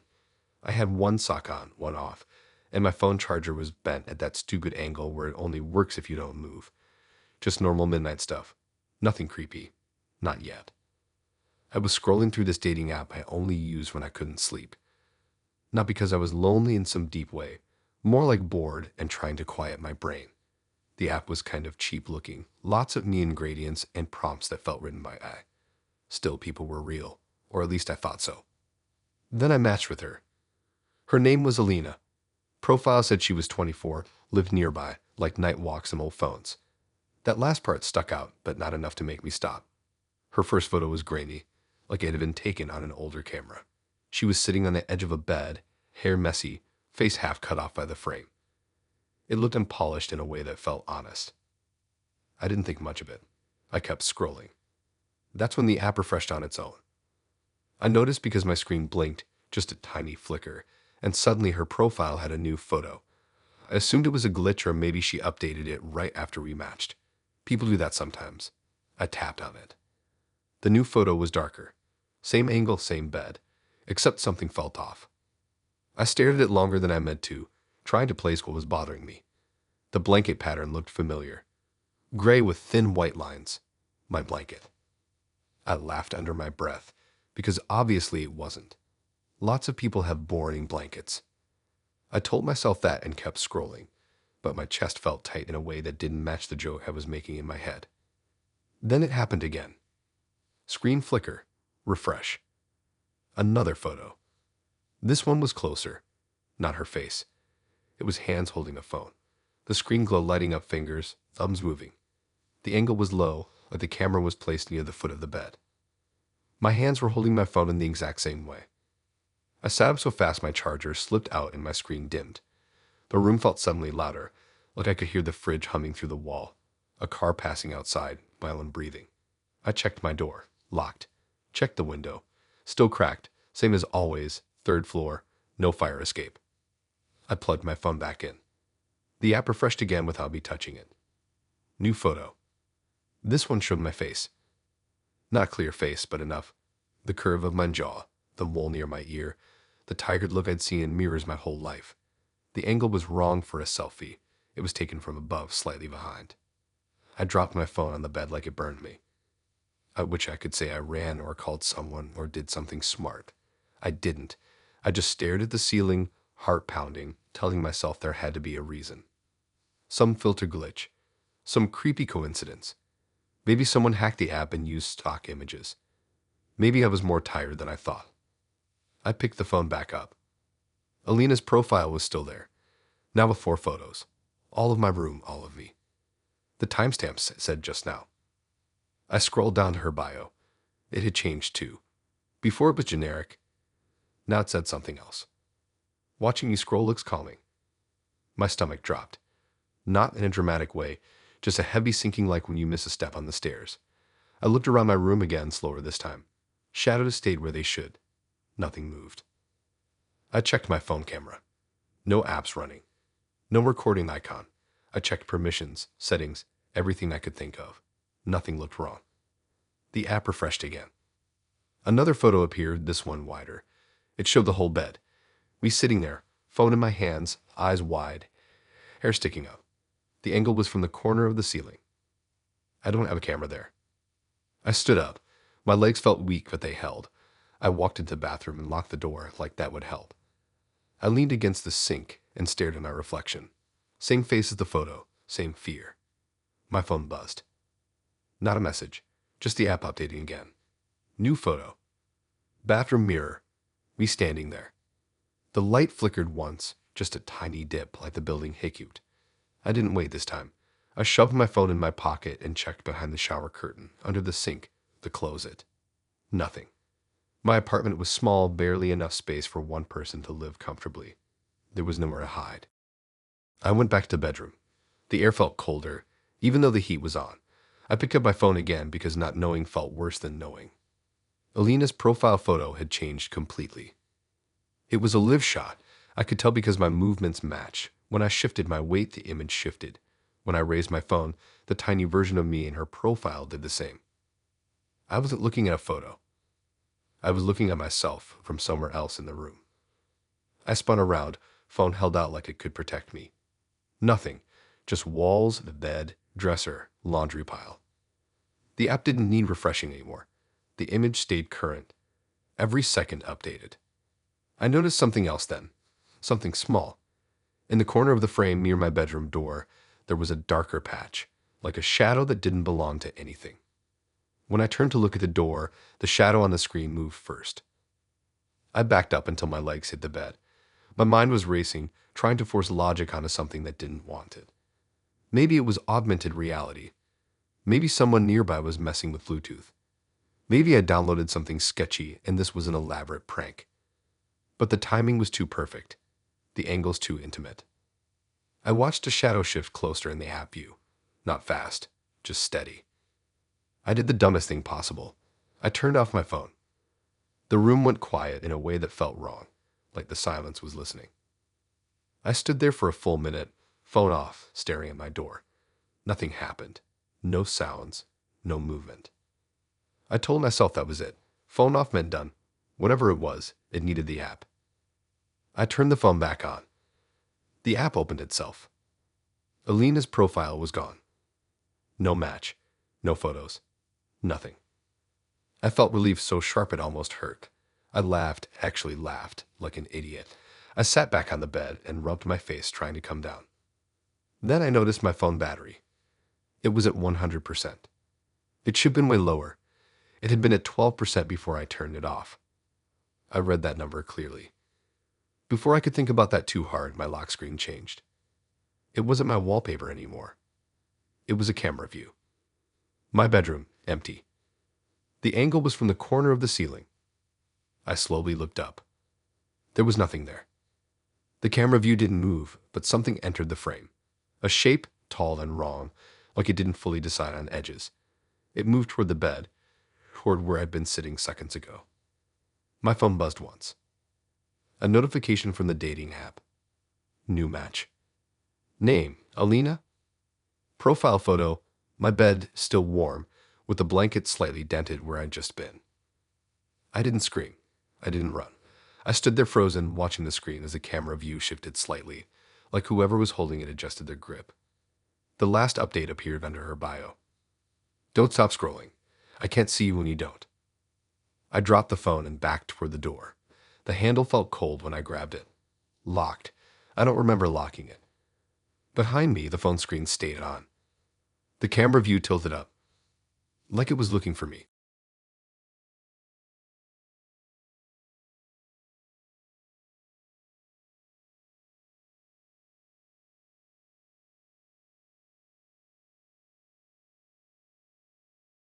The night this started felt boring in the worst way. Not scary, not dramatic, just one of those nights where the air feels stale and your brain won't shut up. I was on my bed with my laptop open, half watching a video I wasn't even paying attention to, half scrolling a dating app because my thumb needed something to do. Rain had just stopped outside and everything smelled damp, like wet concrete and old leaves. My street always gets quiet after rain, like the whole block agrees to hold its breath. I had only moved into this house 3 months ago, still learning which floorboard creaks, still forgetting which light switch controls what. It was a small place, old but clean, with a narrow front porch, and one of those basic door cameras the previous owner left behind. I didn't think much about it most days. It mostly just caught delivery drivers and squirrels. I wasn't even really trying to meet anyone. The app was more like background noise. Swipe, swipe, pause, swipe. Then I saw him. His profile was simple, almost empty. One photo of him outside somewhere unfamiliar, like a gas station at night or maybe a rest stop. Hoodie, hands in pockets, face clear enough to see but not smiling. His bio just said he was new to town and figuring things out. Normally that kind of thing wouldn't catch my attention, but something about how plain it was made me stop. No jokes, no lists, no trying too hard. Just that one line. I matched without thinking much about it and tossed my phone onto the bed. 10 minutes later, my phone buzzed. Not the app. The door camera alert. That alone was weird. It was almost 11 and nobody ever came by that late. I picked up my phone expecting to see a raccoon or a tree branch moving in the wind. Instead, the alert thumbnail showed a man standing on my porch. I sat up so fast my laptop slid off the bed. The camera view opened and there he was, clear as day. Same hoodie, same posture. Standing just outside my front door, slightly off to the side like he knew where the camera couldn't fully see him. He wasn't knocking, wasn't moving, just standing there, facing the door. The timestamp said he'd been there for 57 minutes. I stared at the screen, trying to line up the logic. Maybe the alert was late. Maybe he just arrived and the app glitched. But the playback showed otherwise. I scrolled back through the footage and my stomach tightened with every swipe. He arrived at 10:02. Walked up the porch steps calmly. Stood there. That was it. No phone. No pacing. No knocking. Just standing, weight shifting every so often like someone waiting for a bus that never comes. I checked the time. It was almost 11. I hadn't heard anything. No footsteps, no porch creak, nothing. My house felt suddenly too quiet, but the walls were thin paper pretending to be solid. I went back to the dating app. His profile was still there, still said new to town. Location listed as less than a mile away. My hands felt shaky, but my brain kept trying to rationalize. Maybe it was coincidence. Maybe he lived nearby and just happened to look like the guy on my porch. Dumb thought, but my brain grabbed it anyway. I zoomed in on the camera feed. It was him. Same jawline, same slight bend in his nose. Same hoodie seam near the shoulder that I had noticed in his profile photo without realizing it. I didn't message him. I didn't move. I just watched. The camera picked up small details I hated noticing. How he leaned closer to the door every few minutes like listening. How he tilted his head slightly, almost curious. How once, just once, he looked straight up into the camera lens. It felt like being seen through a screen that wasn't supposed to work both ways. I muted the video and listened to my house. The fridge hummed. Pipes clicked. Rain dripped off the gutter outside. Nothing else. I backed away from the door without taking my eyes off my phone, then turned off all the lights. The living room went dark and my reflection disappeared from the window. I stood there, barefoot on cold wood, watching a stranger stand inches from my front door. Another alert popped up. Motion detected. He had shifted closer. Now he was directly in front of the door, head angled down like he was looking at the handle. I finally did something smart. I locked myself in the bathroom. It was the only room without a front-facing window. I sat on the edge of the tub with my phone clutched in both hands, refreshing the camera feed over and over like it might change if I stared hard enough. His phone buzzed. I know it did because I saw the faint glow through the fabric of his hoodie pocket. At the same time, my dating app updated. His bio changed. Still set new to town, but underneath it added a second line. Figuring out your neighborhood. My heart started racing so hard it made my ears ring. I scrolled down his profile like that would help, like there might be an explanation hiding in plain sight. There wasn't, just that one photo and those words. The camera feed glitched for half a second. When it came back, he was closer to the door than before. So close his shoulder nearly brushed it. He lifted his hand, paused, then let it drop back to his side. He didn't knock. Another alert. Motion detected. This time it wasn't him. It was my side window. I almost dropped my phone. The camera auto switched to the side angle, the one that barely ever triggered. It showed the narrow gap between my house and the neighbor's fence. Dark, wet, cluttered with trash bins and weeds. Then he stepped into frame. Same calm movements, same hoodie, same slow, careful steps like he had all the time in the world. I realized then that he wasn't waiting. He was checking. Checking doors, checking windows, learning the layout like he planned to stay a while. My phone buzzed again. Dating app notification. Profile updated. New photo. It was my house. Taken from across the street. My porch light was on in the photo. I had turned it off 10 minutes ago. I read the timestamp. It said just now. My throat felt tight and dry. I kept thinking about how his bio said new to town, and how I had believed that meant harmless. Lost. Unfamiliar. Instead, it felt like a warning I didn't understand until it was too late. The side camera showed him stepping back out of frame. The front camera caught him returning to the porch. He stood there again, facing the door. Another update on the app. Distance now said less than 100 feet. I don't know how long I sat there in the bathroom. My legs went numb. My phone battery dropped faster than it should have. Every few minutes the camera would send another alert, even though he barely moved, like the system itself was nervous. Then finally he did something different. He leaned forward. His face filled the camera view. I could see his eyes clearly now. Not angry, not excited, just focused, like someone trying to remember where they parked. He stayed like that for a long time. Then he stepped back, walked down the porch steps. The camera followed him until he reached the sidewalk. He stopped, turned around, looked straight at the house. The dating app buzzed one last time. Profile bio changed again. Found it. The camera feed cut out. Connection lost. I stayed in the bathroom until morning, phone in my hand, lights off, listening to every sound the house made. When the sun finally came up, the camera came back online. No one on the porch. No alerts. No updates. His profile was gone. Deleted. I checked the camera history again and again, read every timestamp, every clip, trying to make sure it had really happened. Nothing after he left. No return.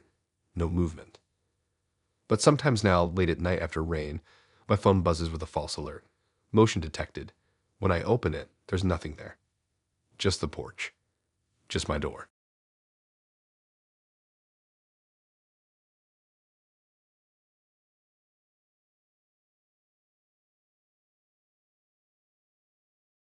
I didn't even open the app because I wanted to. My phone buzzed on my nightstand and I reached for it half asleep, eyes crusty, brain still somewhere between a dream and the ceiling.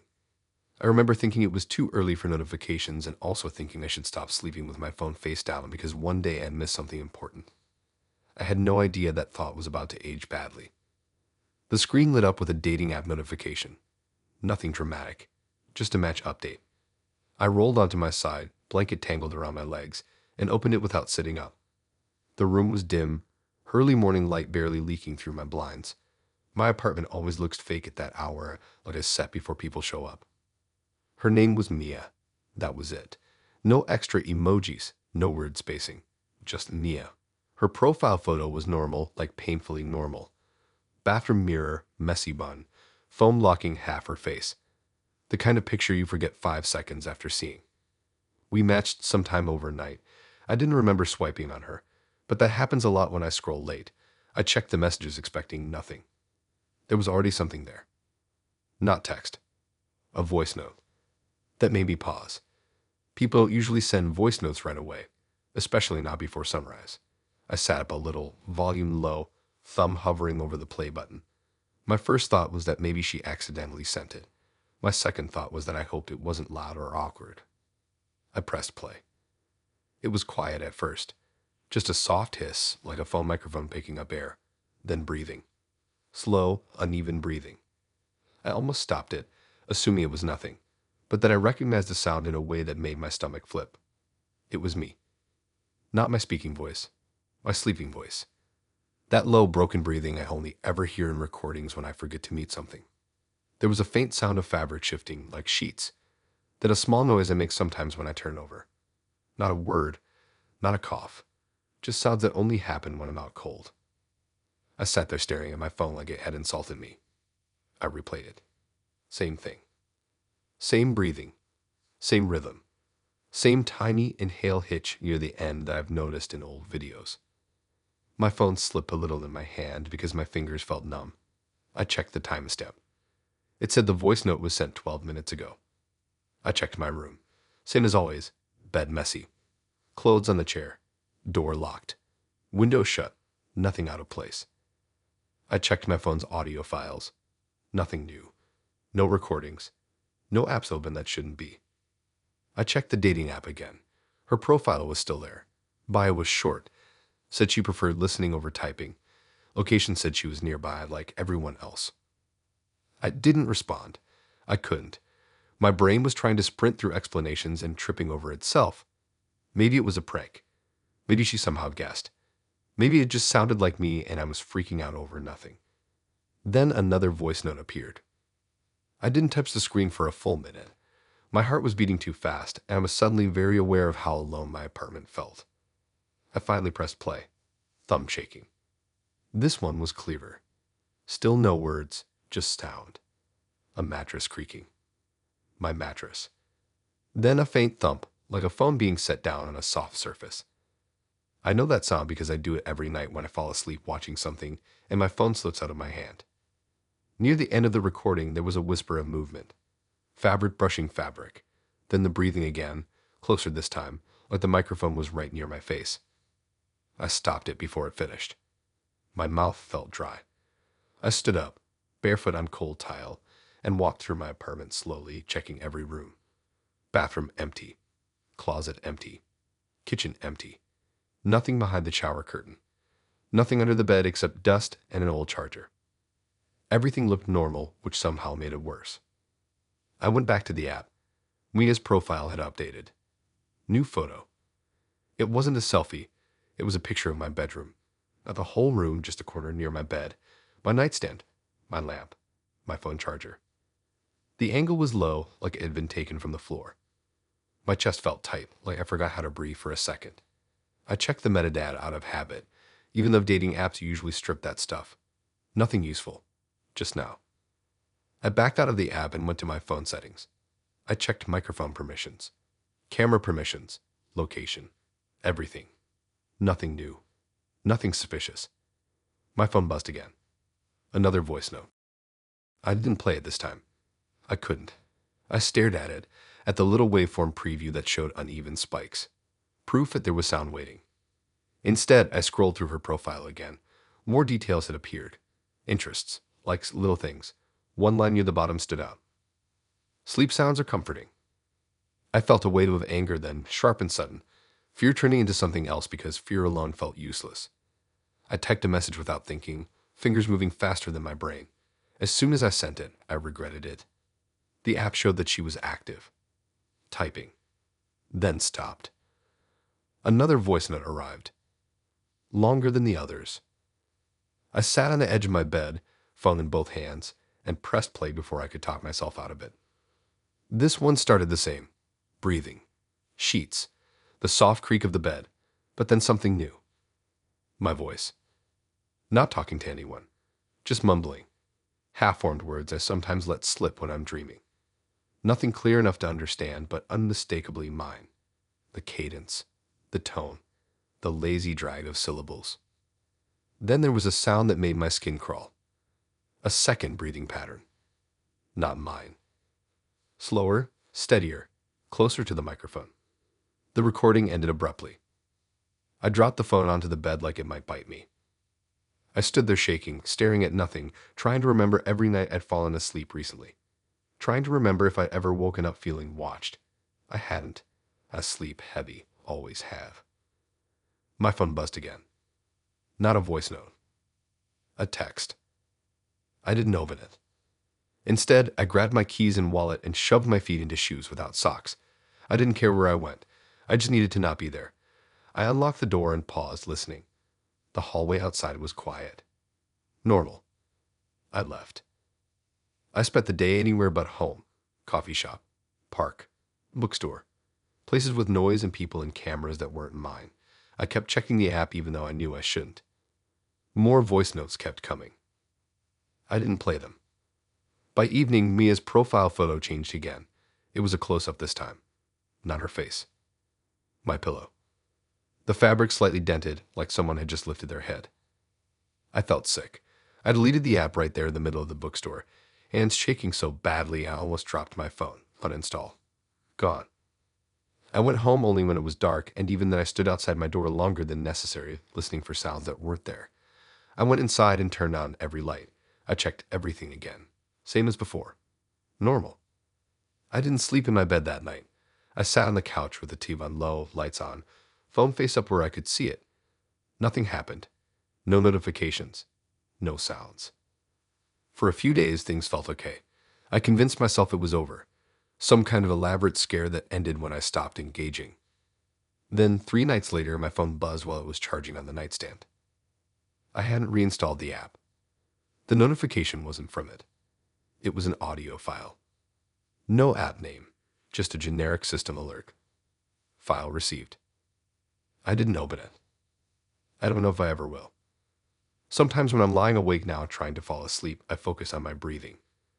I try to keep it steady, quiet, controlled. Because I can't stop thinking about how well someone else already knows how I sound when I'm not awake.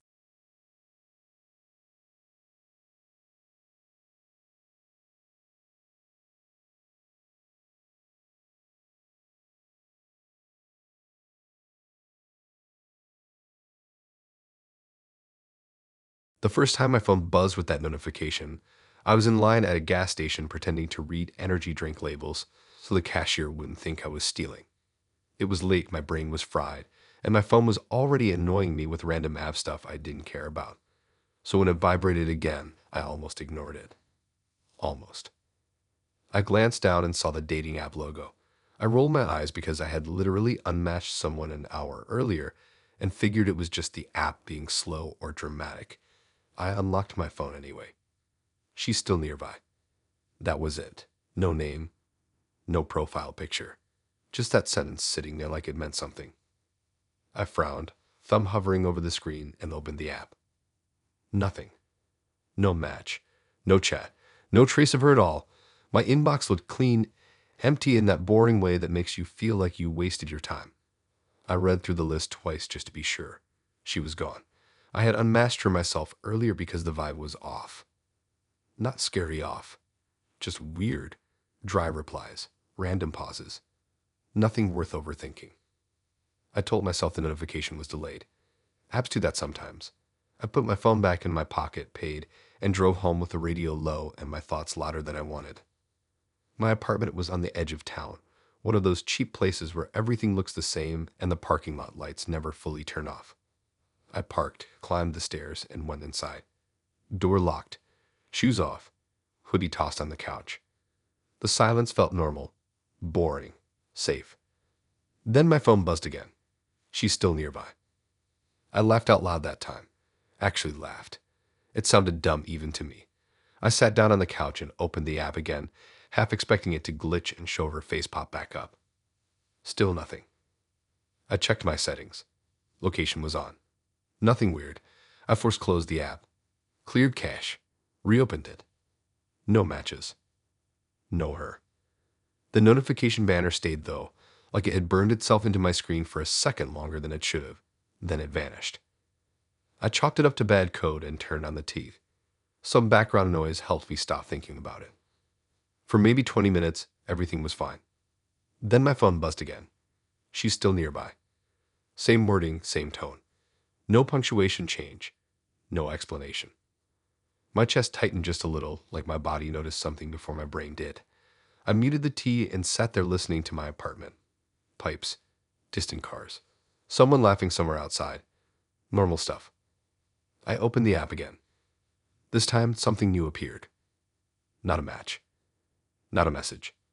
A small banner at the top of the screen that I'd never seen before. Someone he crossed paths with recently is nearby. No name. No picture. Just that. I backed out of the app and checked my location history. Grocery store. Gas station. Apartment. Nothing weird. I hadn't gone anywhere new. Hadn't talked to anyone. Hadn't even looked at anyone long enough to count as a moment. I started to feel annoyed more than scared. Annoyed apps do this thing where they try to sound mysterious to keep you engaged. So I did the most reasonable thing and turned off notifications for the app completely. Problem solved. Or so I thought.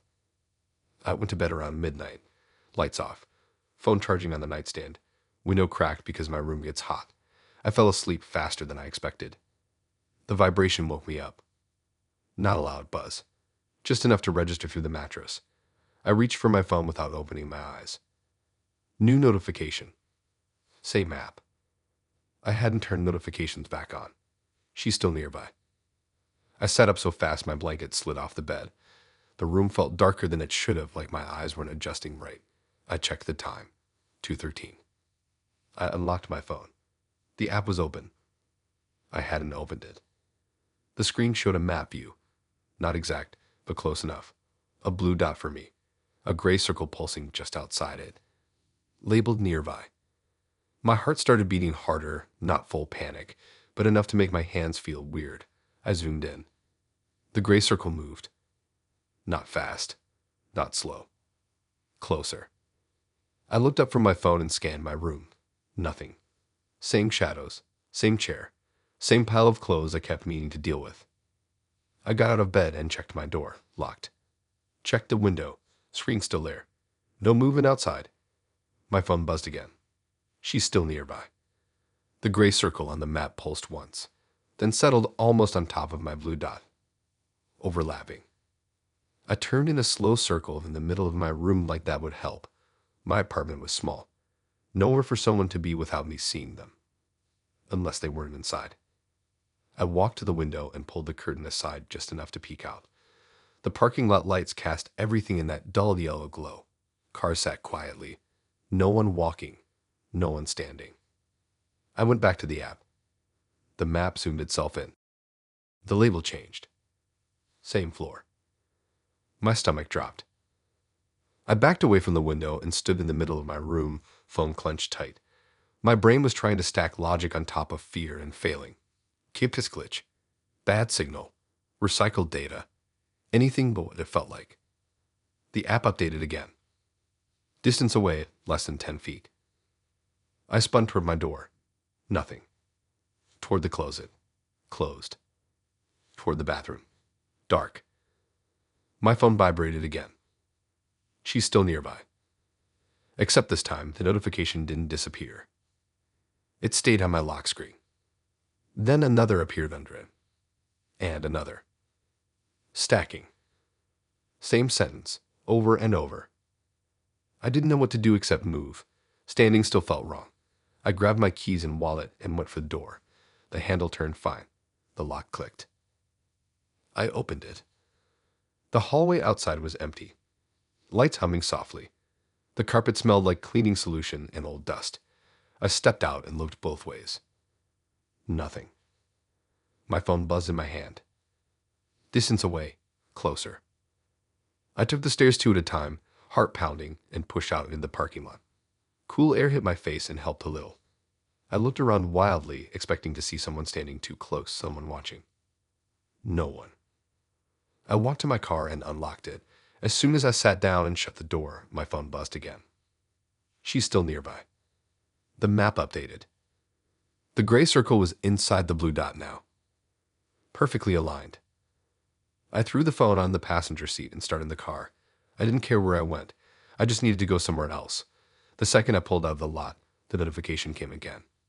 Still nearby. I drove for 20 minutes. Random turns. No destination. Gas station. Stoplight. Empty streets. I kept glancing at the passenger seat like the phone might move on its own. When I finally pulled over and checked it again, the app map refreshed. Blue dot. Gray dot. Together. Label changed again. Same vehicle. My throat felt tight. I looked in my rearview mirror. Back seat empty. Trunk closed. Windows clear. I grabbed my phone with shaking hands and tried to uninstall the app. Error. Tried again. Error. The phone buzzed once more. This time, the notification was different. She's been nearby this whole time. The app closed itself. My screen went black, then lit back up. Lock screen wallpaper replaced. It was my car, taken from outside. Driver's seat occupied.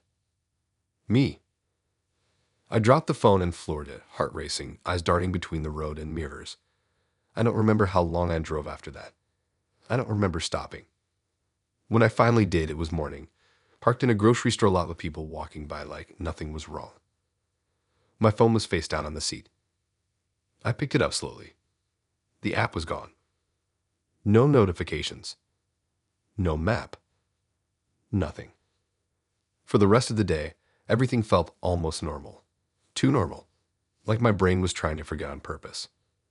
That night, back in my apartment, my phone buzzed once while I was brushing my teeth.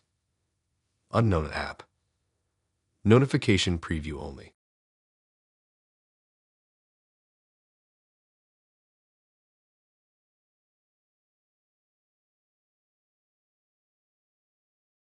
I didn't plan to stay up that night. It was supposed to be one of those quick scrolls before sleep, just enough to feel I had done something with my time. My room was messy in the way it always gets when I'm too tired to care. Clothes on the floor, desk chair turned into a hoodie holder, window cracked open because my room gets stuffy.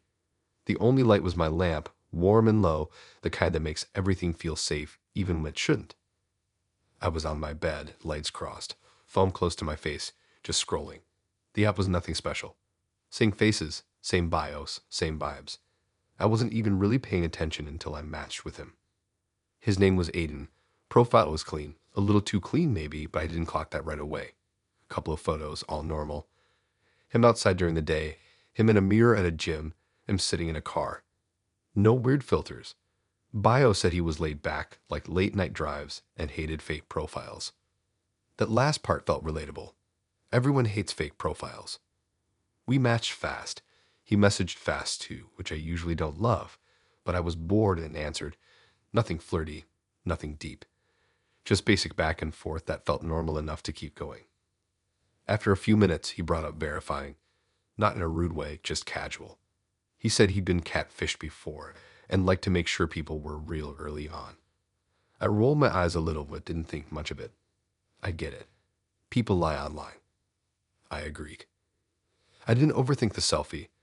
I didn't get up or change or check my background. I was sitting on my bed anyway, lamp on, room quiet. I held my phone up, snapped a quick picture, and sent it. Messy hair, oversized shirt, tired face. Nothing special. I dropped my phone on the bed and leaned back against the wall, waiting for the little sent confirmation to turn into something else. It did, but not how I expected. My phone buzzed with a new image from him. I assumed it was a thumbs-up selfie or something dumb like that. I picked up my phone without rushing. Then my stomach dropped. It was the same photo. Not similar. Not close. The same. Same angle. Same lighting. Same expression on my face. Same messy hair falling over my shoulder. Same lamp glow on the wall behind me. But something was wrong. The angle was off. In my selfie, the camera was clearly in my hand, close to my face. In the photo he sent, the camera was farther back, lower, like it was taken from across the room. I stared at the screen, zooming in even though my hands were already shaking. The background told the story my brain didn't want to hear. My desk, my chair, the pile of clothes near the door, all of it visible now, framed wider than my own photo, and me, sitting on my bed, holding my phone, taking the selfie I had just sent. I felt like my body forgot how to function, like my brain had hit a wall and just slid down it. I slowly looked up from my phone and scanned my room. Nothing. No movement, no sound, no extra shadows, just my room exactly how it had been 5 seconds ago. I checked my door. Locked. Checked my window. Still cracked, but the screen was intact, and I was on the second floor. No balcony. No ladder. Nothing that made sense. I looked back at my phone. The image was still there. I noticed details I hadn't before. The way my shoulders were slightly hunched. The way my foot was tucked under my leg. Details I didn't even realize about myself until I saw them from the outside. I felt exposed in a way I didn't have words for. I exited the image and went back to the chat. No new messages, just that photo sitting there like it belonged. I scrolled up, read through everything we'd sent so far, trying to see if I'd missed something. Some warning. Some clue. It all looked normal. Boring even. My phone buzzed again. Another image. This one was different. It was my room, empty. Same angle as before. Same distance. My bed without me on it. My phone not in my hands. Taken seconds after I had stood up. Because I was standing now. I don't remember standing up. I just was. I backed up slowly until my legs hit the desk. My heart was beating so loud it felt like it might leak out of my ears. I turned in a slow circle, scanning every corner, every shadow, every place someone could hide. Nothing. I grabbed my phone again, hands slick with sweat, and noticed something that made everything worse. The photo he sent wasn't mirrored. Front camera selfies always flip things. This one didn't. It was taken with a rear camera. From my room. My phone buzzed again. This time it wasn't an image. It was typing activity. He was active. My chest tightened. I didn't respond. I didn't know what to say, and I didn't want to give anything back. I just watched the screen like it might bite me. The typing stopped. Another image came through. Closer now. The frame showed my bed again, but the angle had shifted slightly to the left, like whoever took it had taken a step. I could see the texture of my blanket clearer, the wrinkle where I'd been sitting, the slight dent still there. I felt dizzy. My room felt smaller, but the walls were inching inward. I checked my phone camera app, half expecting to see it open on its own. It wasn't. No apps running in the background. No indicators. Nothing. I backed toward the door, phone held out in front of me like it could see something I couldn't. Another image. This one caught me mid-step. My face turned slightly toward the door, eyes wide, mouth open just a little. I didn't remember him taking that picture. I didn't remember any sound.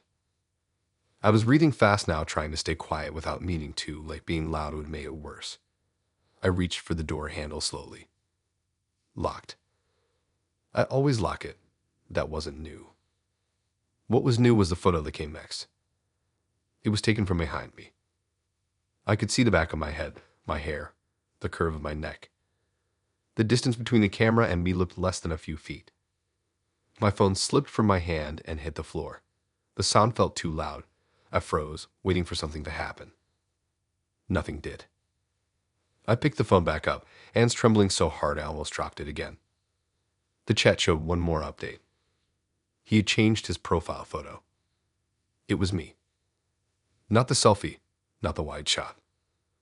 A close-up of my face from earlier that night, a candid angle, eyes unfocused, clearly taken when I wasn't aware. My stomach twisted. I backed away until I felt the wall behind me. Then the final image came through. It was my room. But the camera angle was wrong. Too high. Looking down. From near the ceiling corner. I slowly looked up. There was nothing there. No camera, no reflection, no movement. Just the ceiling fan, still, dusty, harmless. My phone vibrated one last time. No image.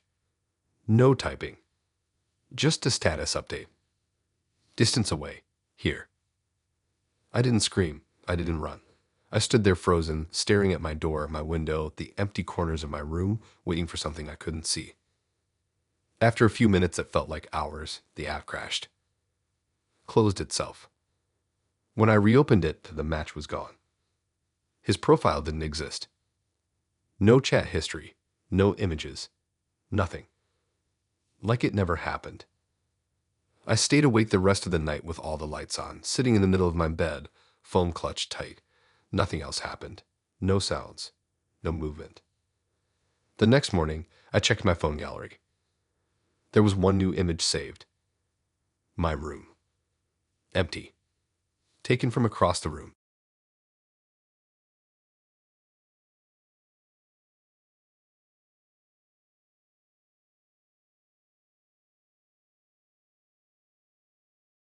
I already had a bad feeling before I even left my apartment, but I ignored it because I always do.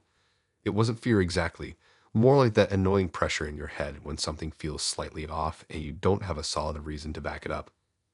I was standing in front of my mirror adjusting my jacket, telling myself to stop being dramatic, It was just a date, coffee, public place, daylight. Nothing ever happens in daylight. I had matched with him 2 days earlier. His name was Mark. Average name, average face. Nothing about him jumped out, which is probably why I kept hawking to him. His profile had that clean, empty look some guys go for. One decent photo, neutral expression, plain background. His bio was short and kind of smug, but in a way I'd seen before. No baggage, just seeing what's out there. I remember rolling my eyes at that line and still swiping right anyway. Everyone says stuff like that. It usually just means they don't want drama or responsibility or anything that requires effort. Annoying, but normal. Our messages were fine. Not exciting, not creepy. He replied fast, but not too fast. Didn't ask weird questions. Didn't overshare. When he suggested meeting up, it felt natural enough. We picked a cafe near the train station because it was busy and easy to find. I told a friend where I was going, like I always do, then headed out. The day was gray, but not cold. The kind of weather that makes everything feel flat. I got there early because I hate being late. I sat at a small table outside, scrolling on my phone, watching people come and go. Commuters dragging backpacks, tourists looking lost, someone arguing quietly on the phone. I checked his profile again while I waited. No baggage, still sitting there like a promise. Then I saw him. He stood out immediately, not because of how he looked, but because of what he was pulling behind him. A suitcase. Not a small one either. Full size, hard shell, scuffed like it had been dragged around a lot. The wheels rattled against the pavement as he walked, making this uneven clicking sound that didn't match his calm pace. My first thought was that he was coming straight from somewhere. A trip maybe. I told myself it was nothing. People have suitcases near train stations all the time. It made sense. Until the suitcase thumped. It wasn't loud. Not dramatic. Just a dull, heavy thud from inside, like something had shifted and hit one of the walls. Mark didn't react. He just kept walking like nothing happened. I watched him approach, my brain lagging behind what my eyes were seeing. He stopped near my table, set the suitcase upright beside him, and smiled like this was the most normal thing in the world. The suitcase thumped again. Closer this time. I felt my stomach tighten.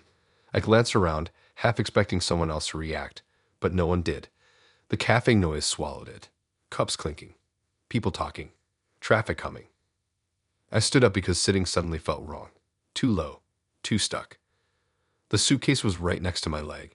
I could feel a faint vibration through the ground, like whatever was inside had weight. Not loose items. Not clothes. Something dense.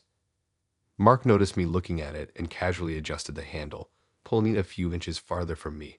He didn't explain it. Didn't acknowledge it. Just move it like it was in the way. We ordered coffee. I don't remember what I got. My hands were cold even though the air wasn't. I kept glancing at the suitcase, trying not to be obvious about it. It thumped again. Harder. This time the sound was unmistakable.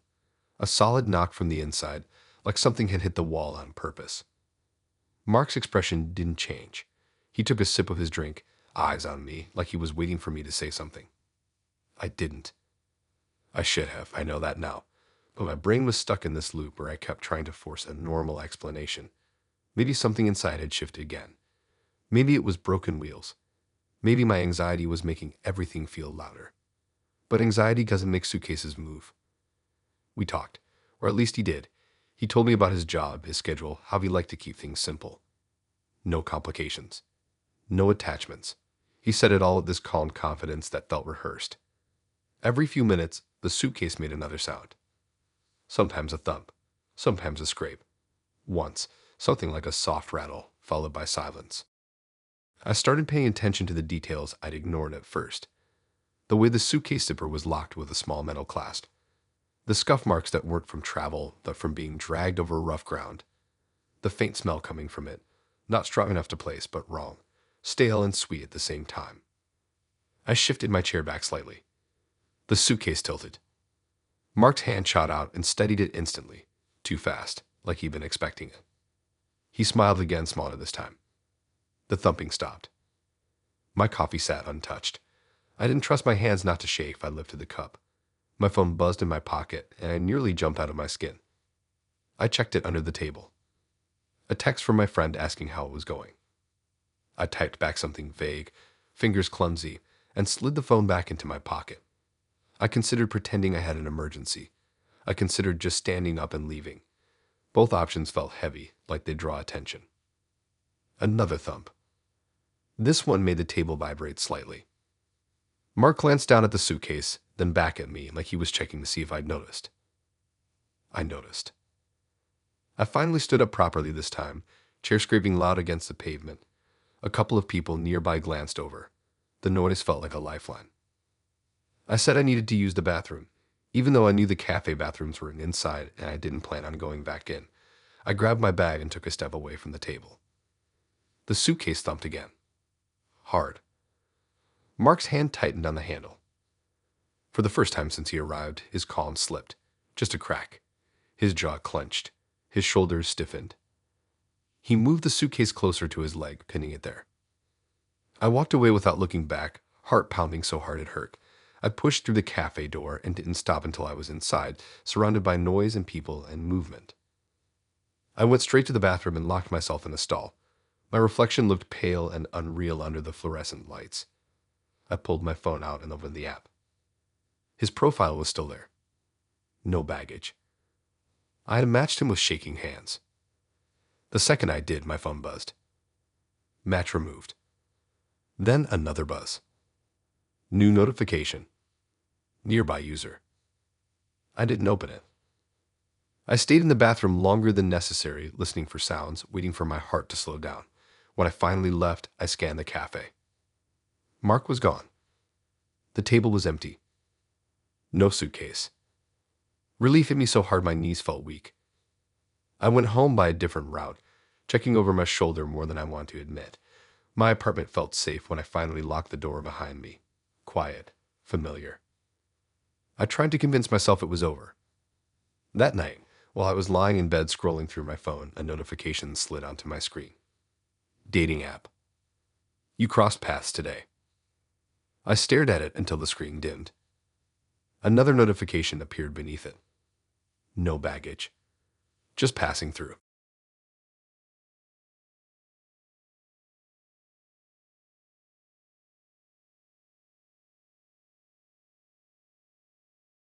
The weird part is that nothing about that night felt creepy at first.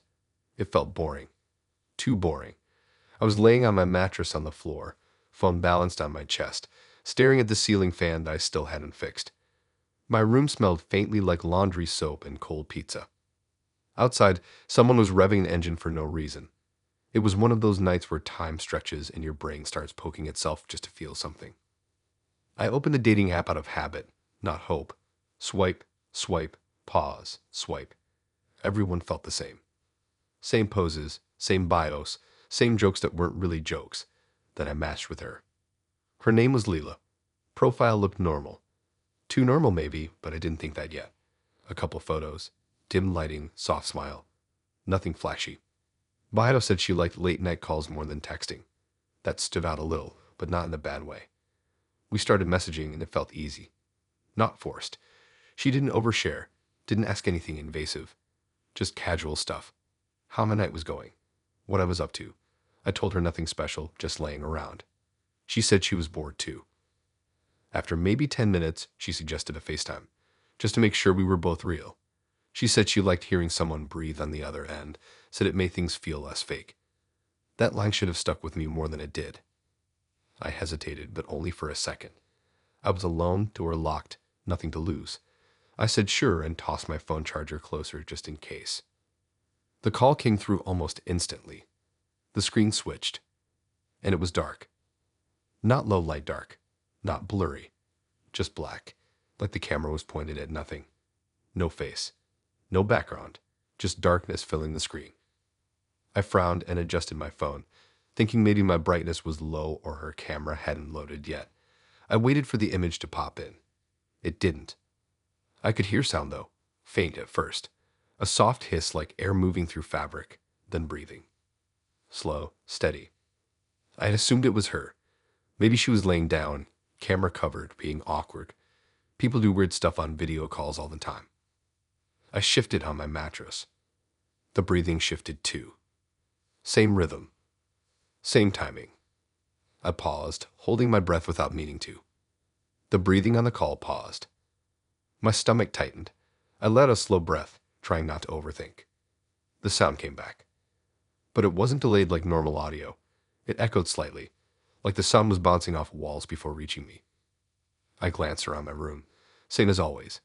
Nothing different. My fan was still. Window closed. No reason for echoes. I cleared my throat quietly. The sound came back through the phone a half-second later. Not exactly the same. Closer. Deeper. I sat up, heart starting to beat faster. I leaned closer to the screen, like maybe I'd see something if I looked hard enough. Still black. I checked my own camera preview in the corner. My face was there. Dimly lit by my lamp. Eyes wide. Mouth slightly open. I realized then that I couldn't hear her breathing anymore. I could hear mine. Coming back at me. Not through the room. Through the phone. I pulled the phone away from my face and stared at it, skin prickling. I covered the speaker with my thumb. The breathing stopped. I uncovered it. It came back. Perfectly in sync with my chest rising and falling. My hands started shaking. I checked the call timer. It said we'd been connected for 3 minutes. I hadn't heard her voice once. I tried to end the call. My screen didn't respond. I tapped again, harder. Nothing. The breathing got louder. Not louder like volume, but closer, like the phone was right next to my mouth now. I stood up so fast I almost tripped over my charger. The camera view shook as I moved, my face blurring in the corner preview. The black screen stayed black. The breathing followed. Still echoing. Still mine. I walked into the bathroom, light flicking on too bright, mirror showing my face pale and sweaty. I held the phone up, pointing it at the mirror like that would help. The black screen didn't change. But the breathing echoed sharper now. The bathroom tiles made it sound wrong, stretched. I pressed the end call button again. Nothing. I locked the bathroom door without thinking, sliding down to sit on the floor, back against the tub. My breathing was faster now, uneven. The sound on the call matched it exactly. I tried holding my breath again. The call went silent. The silence pressed in on my ears so hard it hurt. Then softly, the breathing returned. But I wasn't breathing. My chest was tight, lungs empty. I could feel the burn. The sound kept going. Slow. Calm. Not mine anymore. I gasped, sucking in air, and the sound shifted again, snapping back into sync like it had been waiting. Tears welled up in my eyes, half panic, half frustration. I didn't know what to do except stare at the screen and listen to myself being mirrored back at me. Then something changed. The black screen wasn't fully black anymore. A shape moved. Barely visible, like the outline of a wall catching just a bit of light. Then another shape. Corners. A room. The camera was on after all. It was just somewhere with no light.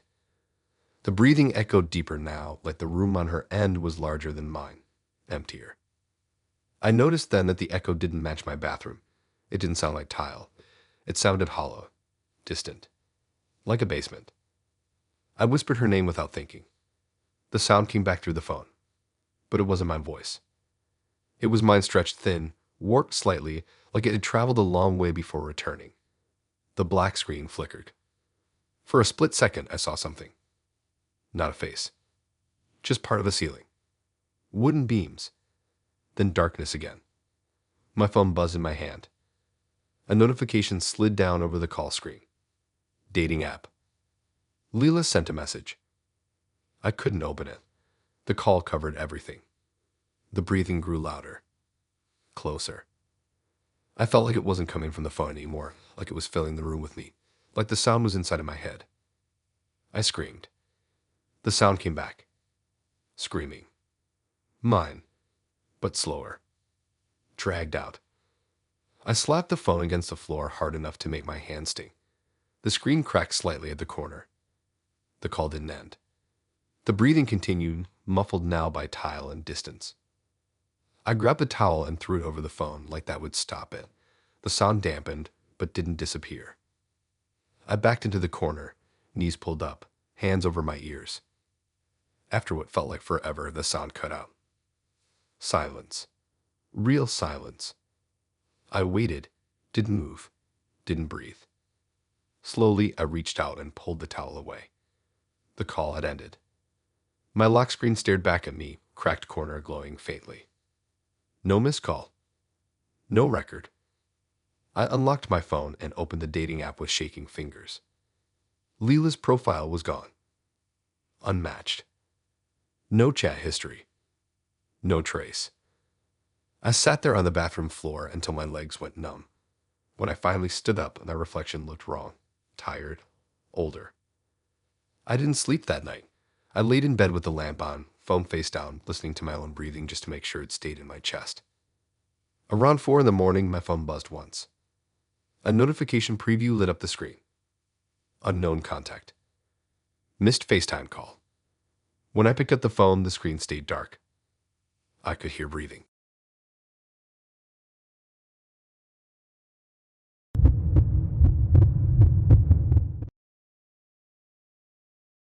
The worst part is that I didn't notice right away. I always hate admitting that, but it's true. When it started, it didn't feel like danger. It felt like coincidence, and coincidences are easy to excuse when you don't want to ruin your own night. I had matched with him that afternoon while I was killing time on my break. His profile was basic in a way that felt safe. Not too polished, not too empty. A couple pictures taken outside, one with bad lighting, one where he looked half distracted. His bio didn't say much. Just that he liked walking at night and hated rushing things. I thought that sounded calm. Normal. We talked on and off for a few hours. Nothing intense. No oversharing. No compliments that felt weird. When he suggested meeting, I said yes without thinking too hard about it. I picked a place near my apartment because it was familiar and busy. I figured I could walk home after and clear my head. The cafe was one of those places that pretends to be cozy, but is mostly just loud. Metal chairs, dim lights, music playing slightly too loud. I got there early and grabbed the table near the window so I could see the street. I like knowing what's outside. He showed up on time. Nothing about him screamed danger. That's the part that still messes with me. He smiled when he saw me. Not wide, not forced. Just enough. He looked exactly like his photos, which honestly lowered my guard even more. We talked for maybe 40 minutes. I don't remember much of what he said, just that it all felt surface level. Hobbies, work complaints. Random stuff. He listened a lot. Maybe too much, but I told myself I was imagining it. I noticed small things, though. How his eyes kept drifting past me to the window. How he leaned forward whenever someone walked by outside. How he never checked his phone, not once. When I said I was going to head out, he didn't argue. Didn't push. Just nodded like he'd expected it. I stood up, grabbed my jacket, and felt that little wave of relief you get when a date ends without drama. I told myself it went fine. Not great, not terrible, just fine. I stepped outside and started walking toward my apartment. The street was busy enough. Cars passing, people heading home, lights reflecting off the pavement. I walked fast like I always do, earbuds in but no music playing. I like being able to hear. I didn't notice him at first because I wasn't looking for him. I turned the corner near the bookstore and heard footsteps behind me. Not close. Not fast. Just there. I assumed it was someone else heading the same way. It happens all the time. I kept walking. The footsteps stayed. Same distance. Same rhythm. I slowed down slightly, pretending to check my phone. The footsteps slowed too. My stomach tightened a little, but I still didn't let myself think the obvious thing. I told myself I was being dramatic. I just left a date. Of course my nerves were up. I crossed the street even though I didn't need to. The footsteps crossed too. I didn't look back yet. I hate looking back. It feels like admitting something you're not ready to deal with. I took a longer route than usual, cutting through a block with closed shops and darker corners. I wanted to test it without making it obvious. If the footsteps disappeared, I could laugh at myself later. They didn't. They got closer. I glanced at a window reflection as I walked past, just enough to catch a shape behind me. Tall, dark jacket, familiar walk. My chest felt tight now. My pace quickened, and the footsteps matched it perfectly. That's when I knew. I turned suddenly and pretended to check something in my bag. My heart was pounding so hard I thought he'd hear it. When I looked up, he was there, a few steps behind me. Same guy. Same calm expression. Like running into me again was the most natural thing in the world. He didn't look surprised. He didn't smile. He just stopped walking. I muttered something about forgetting something and turned away before he could react. I walked faster this time, not caring if it looked rude or weird. My apartment was only a few blocks away. I could make it. I didn't run. I didn't want to escalate anything. I just walked fast, every muscle tense. His footsteps came back. Closer now. I turned down my street, lights flickering on as the sky darkened. My building was halfway down, an old place with a narrow entrance and a broken intercom. I could see it already. Safety felt close enough to touch. I fumbled for my keys as I walked, fingers clumsy with panic. The footsteps were right behind me now. I could hear his breathing. Steady, controlled, like he wasn't even tired. I reached my building and pulled the door open. I slipped inside and slammed it shut behind me, twisting the lock hard. The hallway was empty, quiet, yellow light buzzing overhead. I leaned against the door, breathing hard, telling myself it was over. He couldn't get in. The door was locked. He didn't know which apartment was mine. This was just a scare. Then there was a knock. Soft. Measured. Not rushed. My heart dropped into my stomach. I didn't move. I didn't answer. I just stood there staring at the door like it might dissolve. The knock came again. Same rhythm. I stepped back slowly, shoes squeaking on the floor. My apartment door was at the end of the hall. Too far. The hallway felt like a tunnel now. The handle on the front door rattled slightly. Just once. Then stopped. Silence pressed in so hard my ears rang. I waited, seconds stretched. I counted my breaths to keep from shaking apart. Finally, I heard footsteps retreating. Slow. Unhurried. I waited another full minute before moving. I walked quietly to the window at the end of the hall, then peeked out. He was standing on the sidewalk, looking up the building. His face tilted slightly like he was thinking. Then he turned and walked away. I didn't sleep that night. I sat on my bed fully dressed, lights on, phone clutched in my hand. I checked the app again and again. His profile was still there. Distance listed as less than a mile. I unmatched him. The app confirmed it. I felt a tiny bit of relief. Then my phone buzzed. Dating app notification. Someone you unmatched is still nearby. I froze. Another buzz. Still nearby. I turned off my phone completely and shoved it under my pillow like that could protect me. Morning came eventually. Sunlight filled my room like nothing had happened. I went to work, smiled, acted normal, told myself it was over. That evening, when I walked home from the bus stop, I felt it again. That pressure, that sense of being watched. I checked my reflection in a parked car window. He was there. Across the street. Leaning against a light pole. Not hiding. Just watching. I didn't stop. I didn't turn. I walked straight into my building and locked the door behind me. My phone buzzed in my pocket. I didn't need to look to know what it said. Still nearby.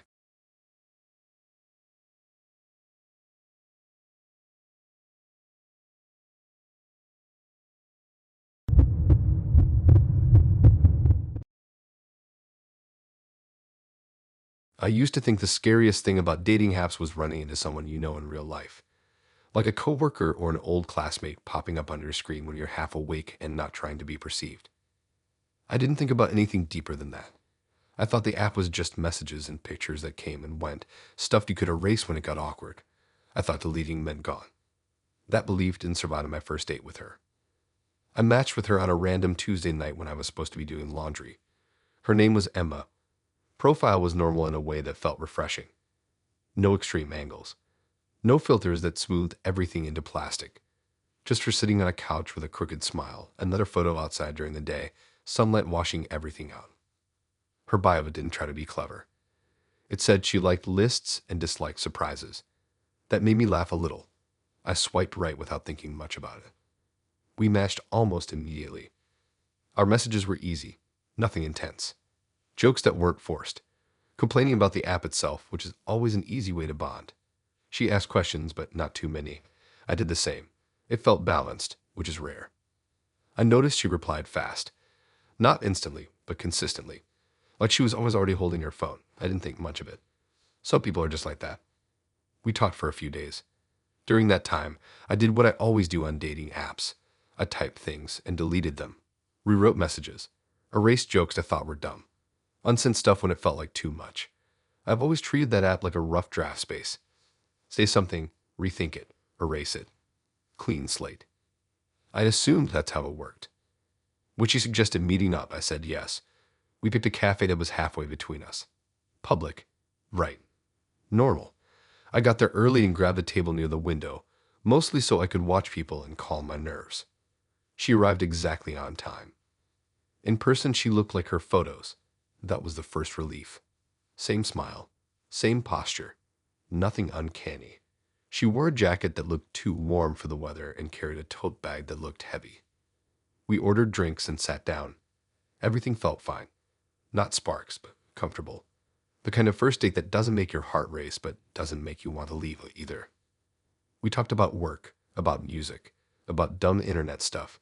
She listened closely. Nodded a lot. Remembered details I'd mentioned earlier in our chats. Again, I told myself that was a good thing. About 20 minutes in, she reached into her tote bag. I'd assumed she was grabbing lip balm or her phone or something normal like that. Instead, she pulled out a stack of paper. Not loose sheets, neatly organized, clipped together at the corner, thick enough to make a soft thud when she set it on the table between us. My stomach tightened a little.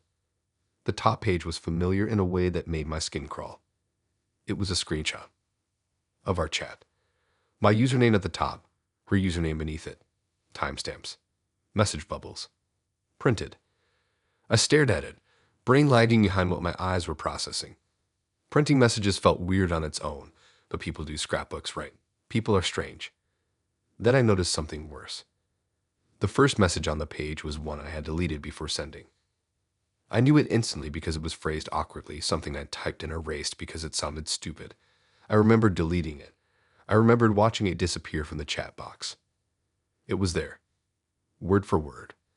My mouth went dry. I flipped to the next page without asking. I don't know why I did that. Maybe I needed to confirm I wasn't losing it. Page after page. Screenshots of everything I'd ever typed on that app. Not just messages to her. Messages to other matches. Messages I'd unsent. Messages I'd erased before hitting send. Stuff I didn't even remember typing until I saw it again in my own words. Each page had dates, times, usernames, little app icons printed at the top like headers. It wasn't random either. It was organized, chronological, clean.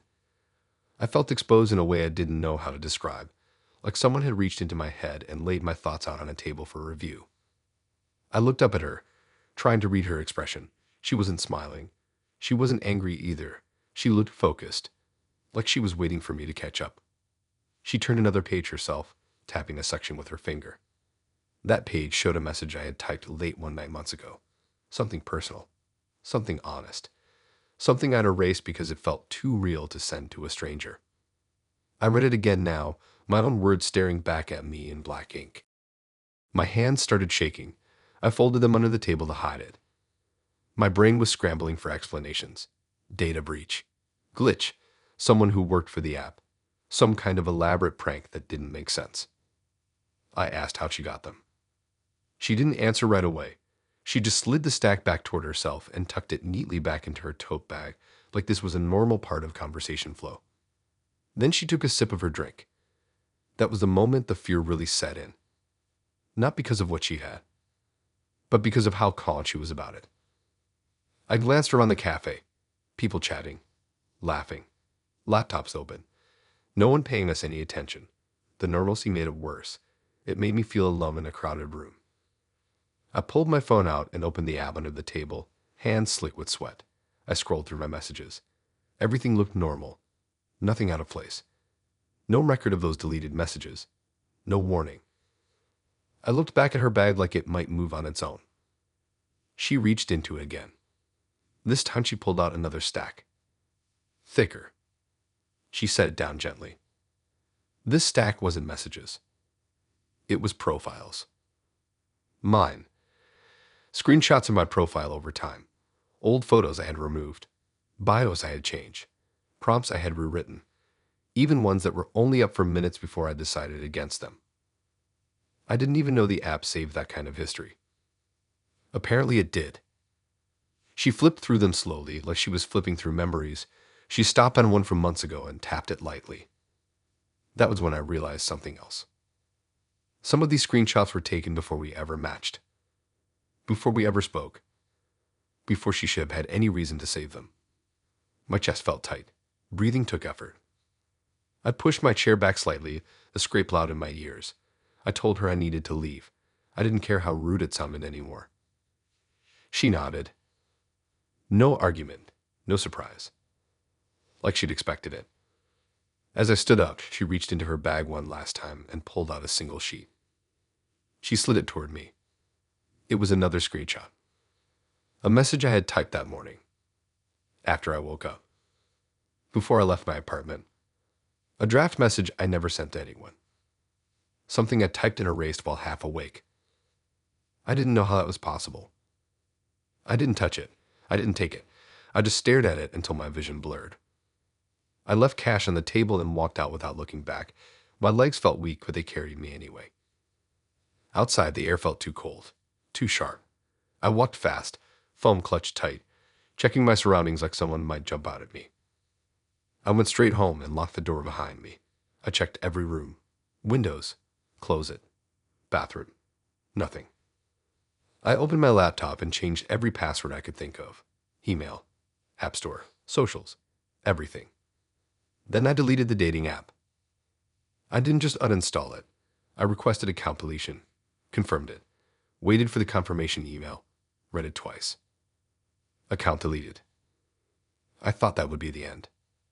That night, while I was laying in bed staring at the ceiling, my phone buzzed. Unknown number. A photo message. I opened it without thinking. It was a picture of printed pages spread out on a bed. My messages. My profiles. My drafts. Laid out neatly like evidence. Then another message came through. A photo of my front door, taken from the hallway. I didn't sleep. The next morning, my phone showed no record of those messages. Nothing in my gallery, nothing in my logs. But when I checked my email, there was one new message. No sender name. Subject line only. Nothing ever really deletes.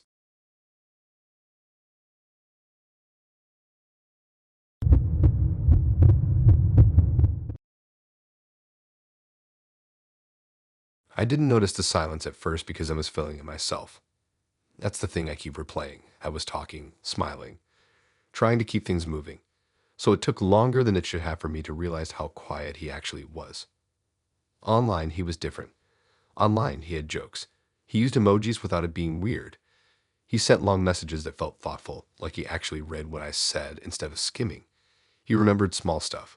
What I drank. What time I worked. Things that made me feel seen in that harmless app way. His name was Daniel. His profile photo showed him leaning against a brick wall, hands in his pockets, smiling like he'd just been caught mid-laugh. Bio said he liked late dinners and hated loud places. That felt safe. I hate loud places too. We talked for almost a week before meeting, every night, sometimes until I fell asleep with my phone on my chest. Nothing intense, just easy. When he asked to meet, I said yes without hesitation. We picked a small restaurant on a side street, dim lighting, wood tables, a kind of place where you can hear yourself think. I got there first and sat near the window, watching people pass by and calming my nerves. When he walked in, I recognized him immediately. Same face, same clothes style, but something felt off in a way I couldn't name yet. He smiled when he saw me, but it didn't reach his eyes. Or maybe it did and I just didn't know how to read it. We sat down. That's when I noticed how quiet he was. Not awkward quiet, not nervous quiet, just minimal. He answered questions politely but briefly, nodded a lot, smiled at the right moments, didn't add much. I told myself he was shy. Some people just don't translate well from text to real life. I didn't want to judge too fast, so I kept talking about my day, about work, about random stuff that usually sparks something. He listened, really listened, too closely. His eyes stayed on me the whole time, not in a creepy way at first, just focused, like he was studying. Our food came, plates set down, silverware clinking softly. I noticed his phone on his lap when the server walked away. Screen dark, face down. That's normal, I told myself. Lots of people keep their phones there. I kept talking. Halfway through my meal, I felt it. That weird awareness you get when something in your environment doesn't line up. Like when a room suddenly feels colder and you don't know why. I paused mid-sentence. He nodded, encouraging me to continue. I did. But my eyes drifted down without me meaning to. His phone screen was lit. Not bright, just enough. And there it was. A small red dot at the top. Recording. My stomach dropped so hard it felt like the floor shifted. I didn't react right away. I froze. My brain started racing, trying to catch up to what my eyes were seeing. Maybe it was a timer. Maybe it was something else.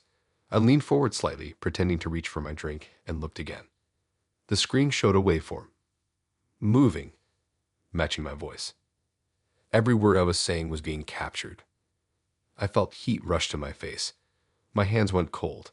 I kept my expression neutral because I didn't know what he'd do if he realized I knew. I stopped talking. The waveform flattened.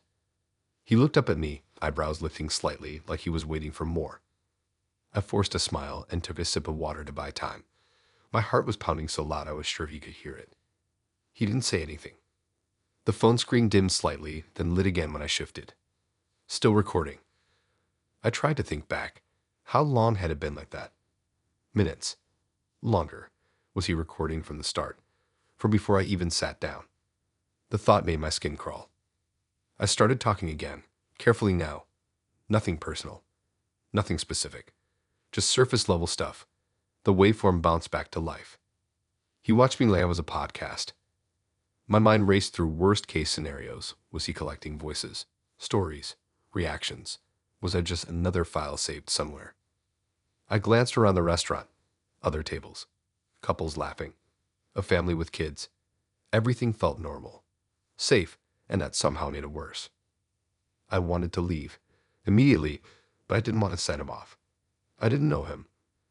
I didn't know what he'd do if confronted. So I did the dumb thing. I pretended nothing was wrong. I finished my food quickly, took smaller bites, nodded, smiled, answered questions carefully. My chest felt tight the whole time. Then his phone vibrated. The recording stopped. My breath caught. He glanced down at the screen, thumb moving quickly, then set the phone back on his lap. I watched him do it. Every movement burned into my brain. I stood up and said I needed to use the bathroom. My voice sounded steady somehow. I don't know how. He nodded again. I walked away without looking back, legs shaky, heart racing. Once inside the bathroom, I locked myself into a stall and pressed my hand over my mouth to keep from making a sound. I stared at the door, listening. My reflection in the metal latch looked pale and wrong. I pulled my phone out and opened the dating app. His profile was still there, smiling photo, calm bio, nothing to warn me. I unmatched him with shaking fingers. The app confirmed it. My phone buzzed immediately. New message from Daniel. I didn't open it. Another buzz. Then another. I blocked him. My heart was still pounding when I left the bathroom. I didn't go back to the table. I went straight to the front, paid for my meal, and left. Outside, the air felt too sharp, too real. I walked fast, checking over my shoulder even though I didn't hear footsteps. I didn't go straight home. I ducked into a convenience store and stood by the drinks, pretending to browse while I caught my breath. My phone buzzed again. Unknown number. Voicemail. I didn't listen. I went home only when it felt safe enough. Locked the door. Checked every room. Nothing out of place. I tried to sleep but couldn't. Every time I closed my eyes, I saw that red dot, that waveform, my voice moving up and down like it belonged to someone else. The next morning, curiosity got the better of me. I checked my voicemail. It wasn't his voice. It was mine. Recorded from the restaurant. Me laughing lightly, me talking about my job, me saying things I didn't remember saying. Then the recording ended. A new notification popped up on my screen. Dating app. Someone viewed your profile. I checked. Daniel. Even though I had unmatched him. Even though I had blocked him.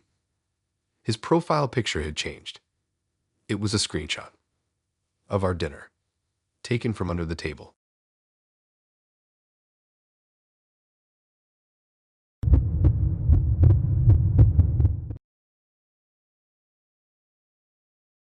I didn't plan on inviting anyone over.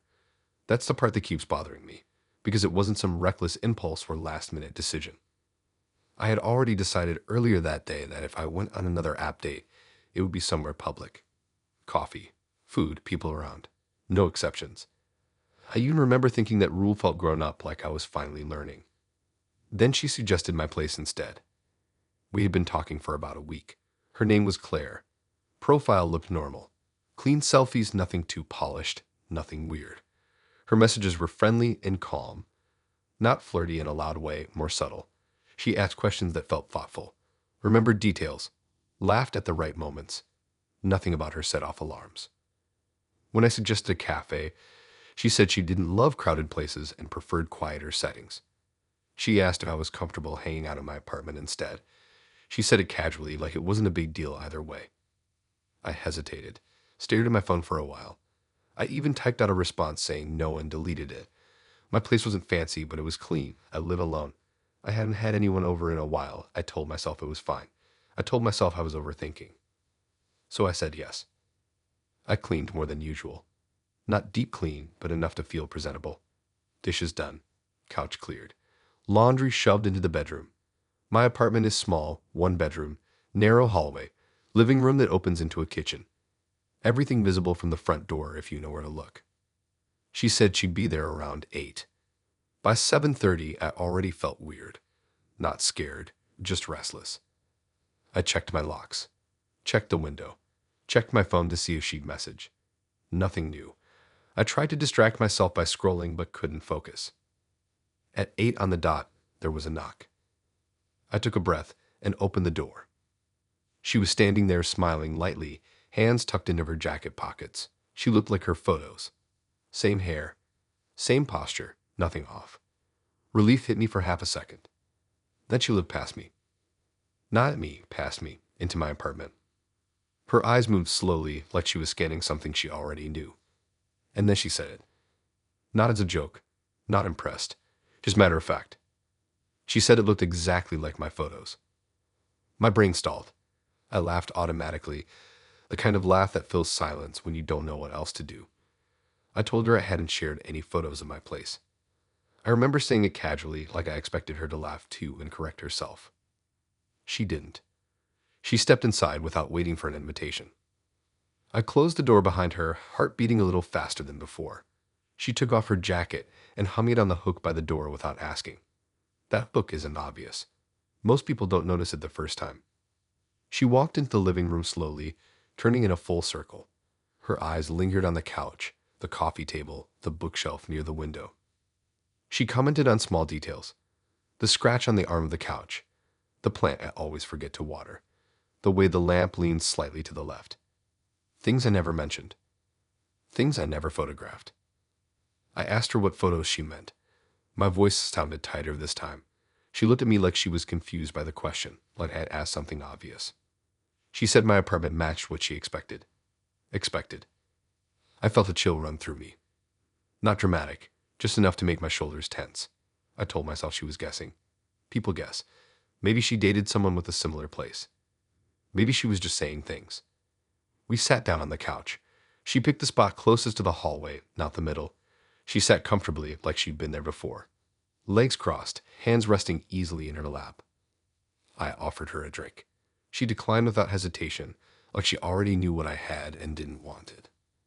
We talked, or at least I tried to. She answered questions but didn't ask many back. Instead, she made observations about how quiet my building was, about how thin the walls must be, about how the streetlight outside flickers sometimes. That one made my stomach drop. I asked how she knew about the streetlight. She shrugged and said she noticed things. I stood up under the excuse of grabbing water. My hands were shaking slightly as I filled a glass at the sink. I watched her reflection in the microwave door. She wasn't looking at her phone. She wasn't looking around. She was looking straight ahead, like she was listening to something far away. I handed her the glass anyway. She took it, held it for a second, then set it on the table, untouched. I asked again about the photos. more directly this time. She told me she had seen enough. That phrase stuck with me, not because of how it sounded, but because of how sure she was. No hesitation, no confusion, like this was settled information. I asked if she had been here before. She smiled, small and polite, and said not exactly. My heart was pounding now. I felt trapped in my own space. Every familiar object suddenly felt exposed, like my apartment wasn't private anymore, just a set. She leaned forward slightly and mentioned the view from my bedroom window, how it faced the alley, how the light from the bakery across the way stayed on late. I never told her that. I don't even mention my bedroom in chats. Ever. I stood up again, pacing a little this time. She tracked my movement with her eyes. Calm. Steady. I told her I was uncomfortable. I told her something felt off. I expected denial. Confusion. Apologies. Instead, she nodded. She said she understood it, and that this was usually the point when people realized. Realize what? I asked. She looked toward the hallway, toward my bedroom, then back at me. She said some people share more than they think. I felt sick. My mind raced through possibilities. Hacked phone. Had permissions. Malware. Anything technical that could explain how someone knew my space like this. I grabbed my phone and opened the dating app. Her profile was still there. Same photos. Same bio. Nothing new. Then I scrolled down. There was a section I hadn't noticed before. Shared media. I tapped it. My breath caught. There were photos of my apartment, taken from angles that weren't selfies, wide shots, corners, doorway views, my couch, my kitchen, my bedroom door slightly open. Timestamps stretched back months. Some of the photos were taken at night, some during the day, some while I was clearly home, because I could see my jacket on the chair or my shoes by the door. None of them showed me. Just my space. I looked up at her slowly. She was watching me. Not smiling now. Not threatening. Just observing. I asked how she got them. She said the app helps people feel closer. I felt my legs weaken. I sat down hard on the couch, foam clutched in my hand. My apartment felt wrong now, like it wasn't mine anymore. I asked her to leave. She didn't argue. She stood up calmly, grabbed her jacket, and walked to the door. Before opening it, she turned and glanced around one last time, like she was checking something off a list. She said it was nice finally seeing it in person. Then she left. I locked the door and slid down against it, breathing hard. My phone buzzed. Dating app notification. Date completed. Thanks for sharing your space. I deleted the app immediately, uninstalled, cleared everything. I changed my passwords, covered my webcam, turned off every permission I could find. That night, I slept with my lights on. The next morning, I noticed something new on my bookshelf. A printed photo. My living room, taken from the hallway.